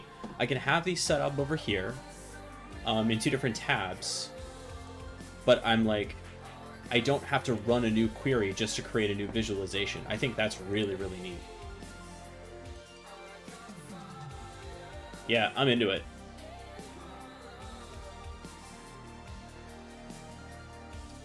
All right. Well, that took a lot less time than I thought it was going to be honest with you. I didn't plan on having that end so soon, but that's okay. Got a little bit of time. I had a request to see if we could finish up the OS query room, which I had started last time and didn't finish. And I'm okay doing that.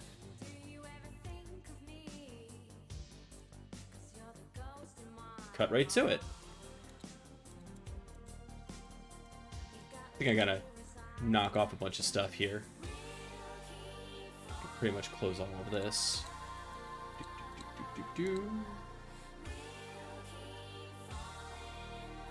And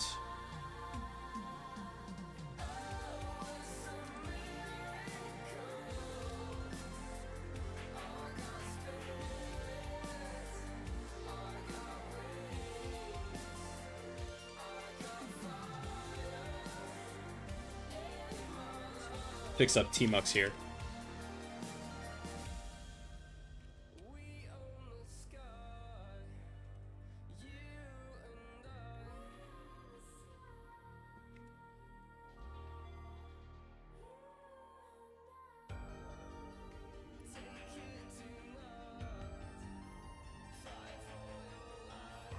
Yeah, so the reason I had an issue with the OS query machine last time I was doing it was because the pathing was wrong for OS query. So let me fire this thing back up.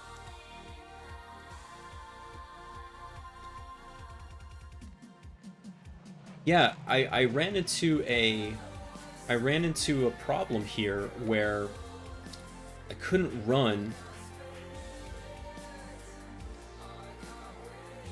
What was it? I couldn't add things to Fleet. That was the problem. Yeah, this is what I couldn't do. I couldn't add anything to Fleet because the launcher didn't work. And the reason it didn't work is because the pathing was wrong. The launcher, like, they put it in the down... Yeah, so this is wrong. That's what I found out, at least. Was that putting the launcher here doesn't work. I was trying to play with this in my own lab, trying to get OS query running. And the way that it worked for me at least, was to, without having to modify any path environment variables, which you can do, was to make sure that the launcher is actually in the same folder as the rest of the OS query executables. And that actually did the job.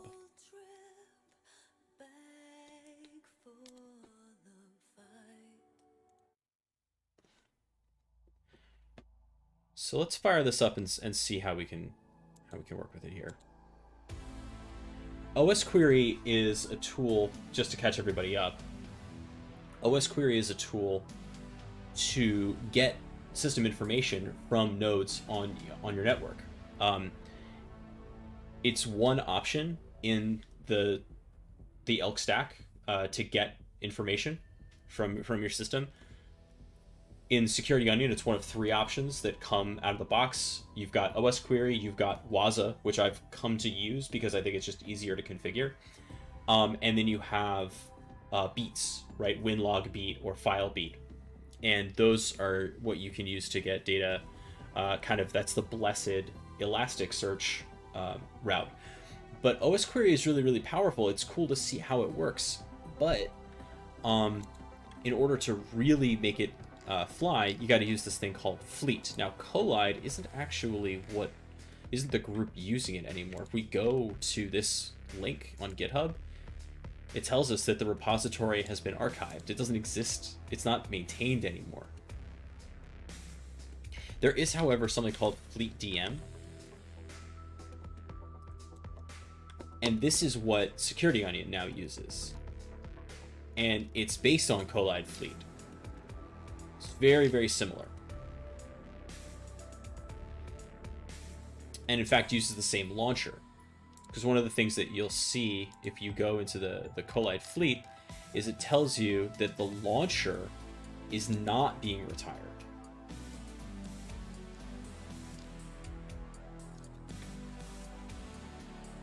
I don't know what that's about. But okay. So let's connect to this thing. We're gonna...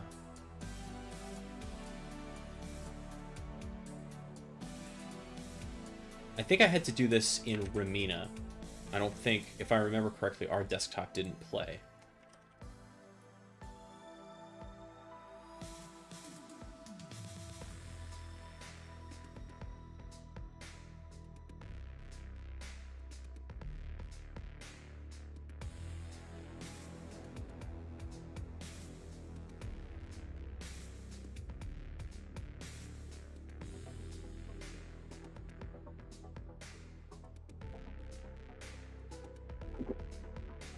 Excuse me?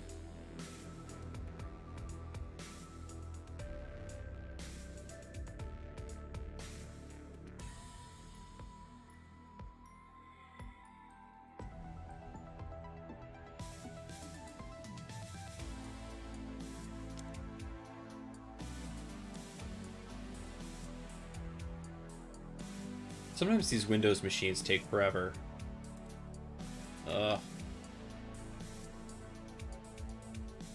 I've been having trouble also with... Let's try it with our desktop just in case.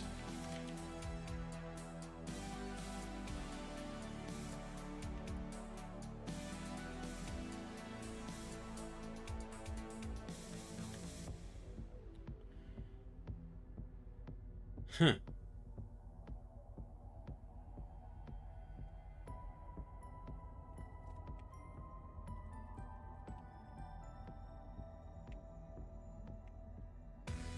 Uh-oh.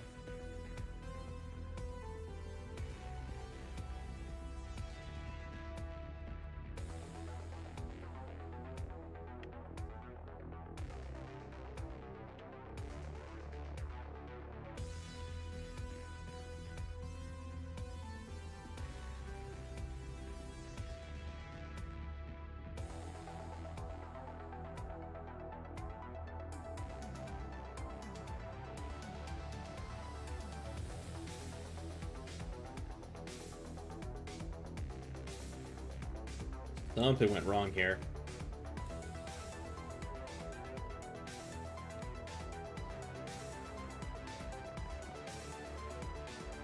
We'll try this one more time, and if it doesn't work, we'll call it a day.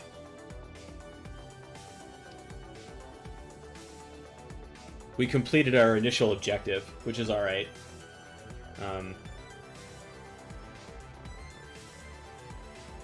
Oh, I wanted to mention, there's actually something pretty cool going on. Let me get the information up. There's something cool going on, yeah, on Range Force next week.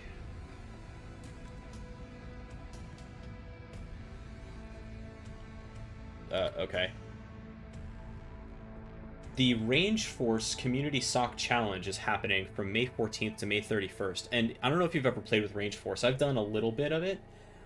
It's kind of like Cyber Defenders. It has some neat kind of built-in lab environments. And their business model is a little bit more well, aggressive, but um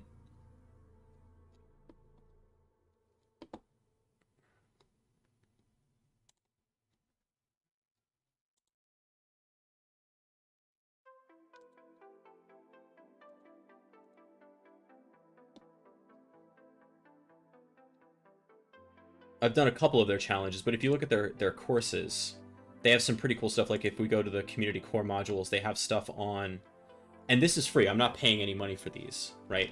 So they have courses on Splunk. They have courses on Windows, Linux stuff, regular expressions. We did regular expressions before, right? They've got a Docker introduction. They've got a Kubernetes introduction. I actually should probably do that next week. Really, really cool stuff. Vim. I'm actually really into Rangeforce. Their platform is kind of but the content is solid. And so next week they're running this community SOC challenge. So if you join, you can participate in these challenges. Really, really cool. If you want to learn some blue team skills. And I'll check with them to see if it's cool if we do this on stream. If so, I will definitely do these on stream.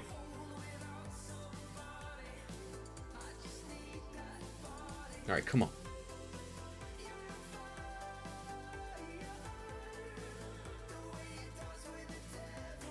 Forget it. You're dead to me, OS Query Room.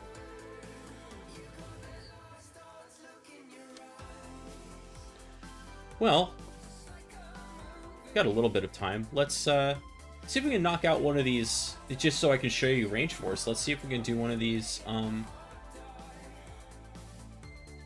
Let me do this in not the Kali VM though, now that I think about it. Because that's going to be like a weird...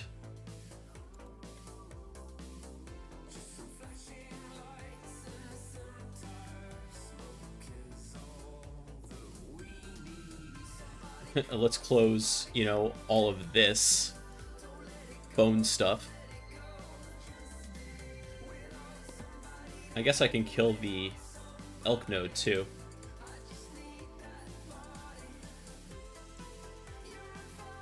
Good night.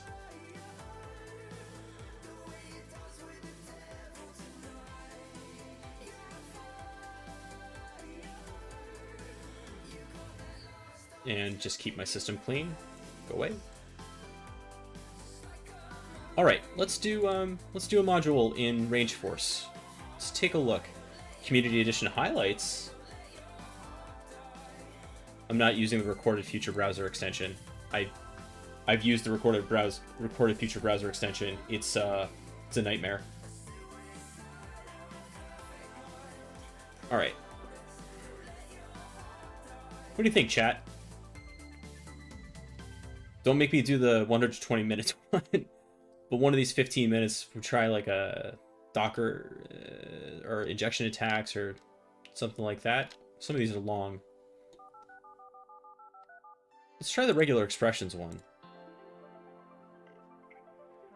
So you see when you start this, it like start in VTA, and it builds a VM for you, and it's pretty much browser based.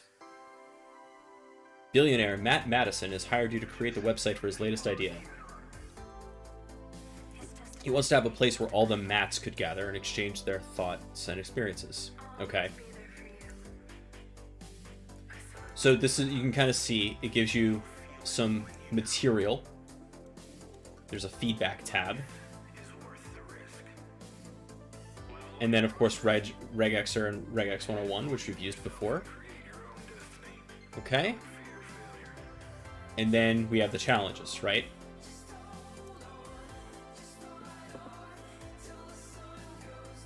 So we're going to put it within these slashes, right? Hey, Gromit. And then create the regex to validate that the name input field starts with the word Matt. Of course, that's going to look like that with the start of the line. Okay. Now this one's interesting because it's pretty much, it's just all on the web, but some of them have VMs that you remote into. So let's see. Create the regex to validate that only letters are allowed in the color field.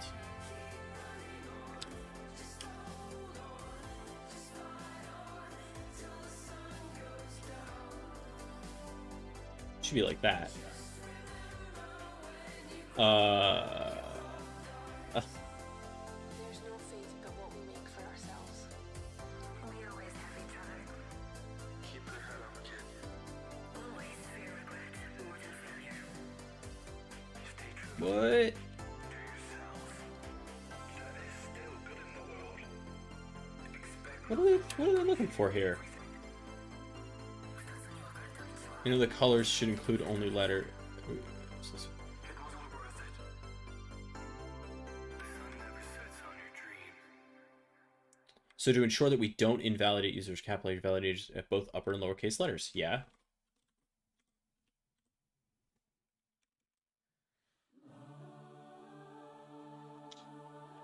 Oh, but we'll also match an empty string.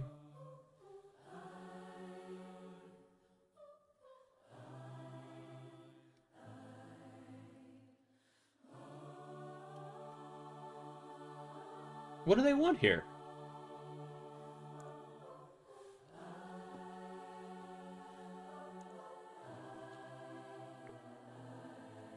They want this.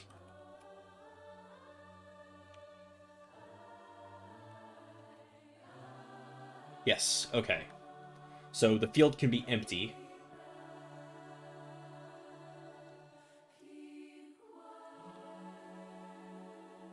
Create the regex to validate a phone number field. For the moment the website is targeted to users within the US, you need to validate US number format. Since you are new to regex, you only want to ensure they put the right number of characters in the field and that all characters are numeric. So we'll do like what? 0 through 9.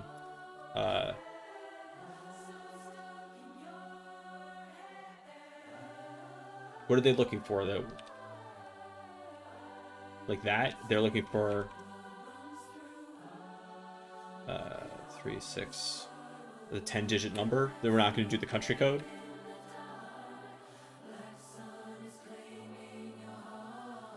Yes.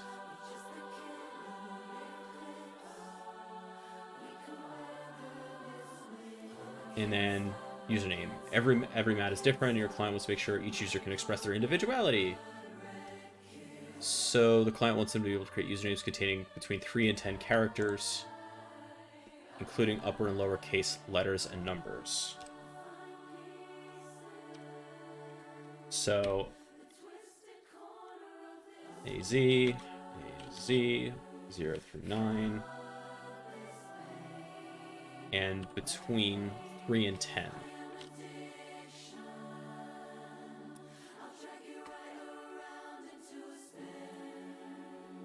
Okay.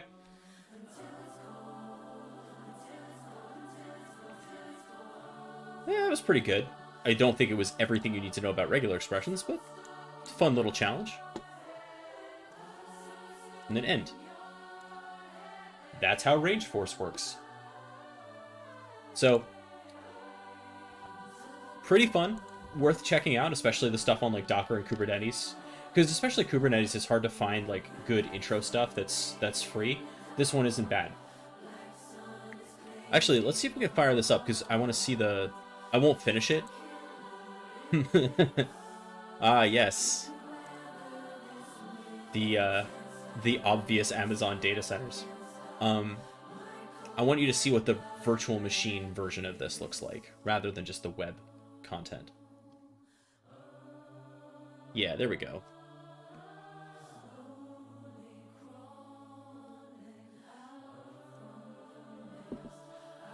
See, this is a little bit different, right?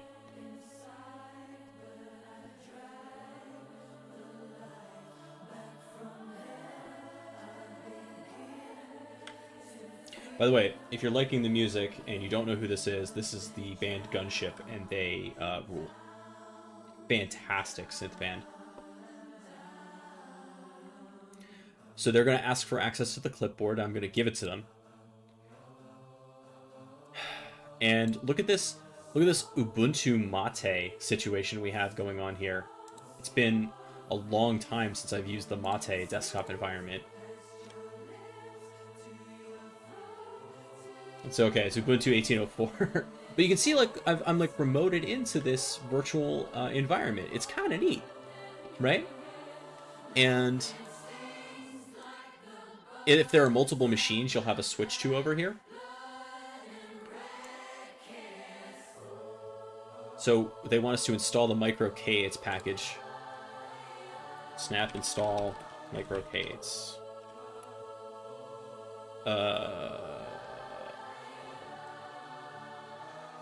Is the password student? Yes!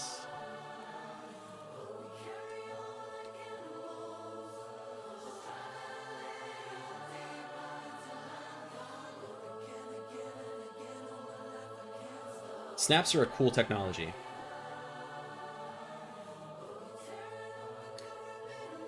Okay.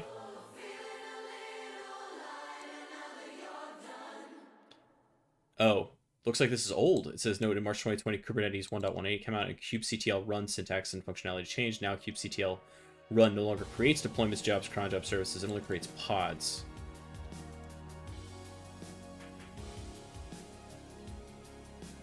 Okay.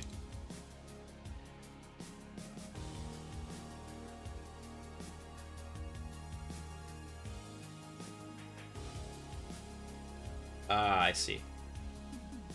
Okay. So, I think I'm going to leave it there rather than go diving into this Kubernetes training. So that'll do it for today. So I'll be back on Tuesday with some more offensive stuff. And then Wednesday, of course, for programming. And if you missed Wednesday's programming, I know that's not everybody's jam, but I highly encourage you to check it out, because what we did was we started creating a text-based adventure game based on Black Hill's information security backdoors and breaches. And so I wanted to make it kind of a single-player text-based adventure, so we started doing that, and it's going well. So if you want to hang out on Wednesday evenings, Wednesday 5 p.m. Pacific, that might be a little bit late for some of you, but it's that's going to be a lot of fun. And then, of course, next Saturday for Blue Team stuff. So, until next time, let's see if we can send you someplace else. I think there might be somebody cool who's streaming right now.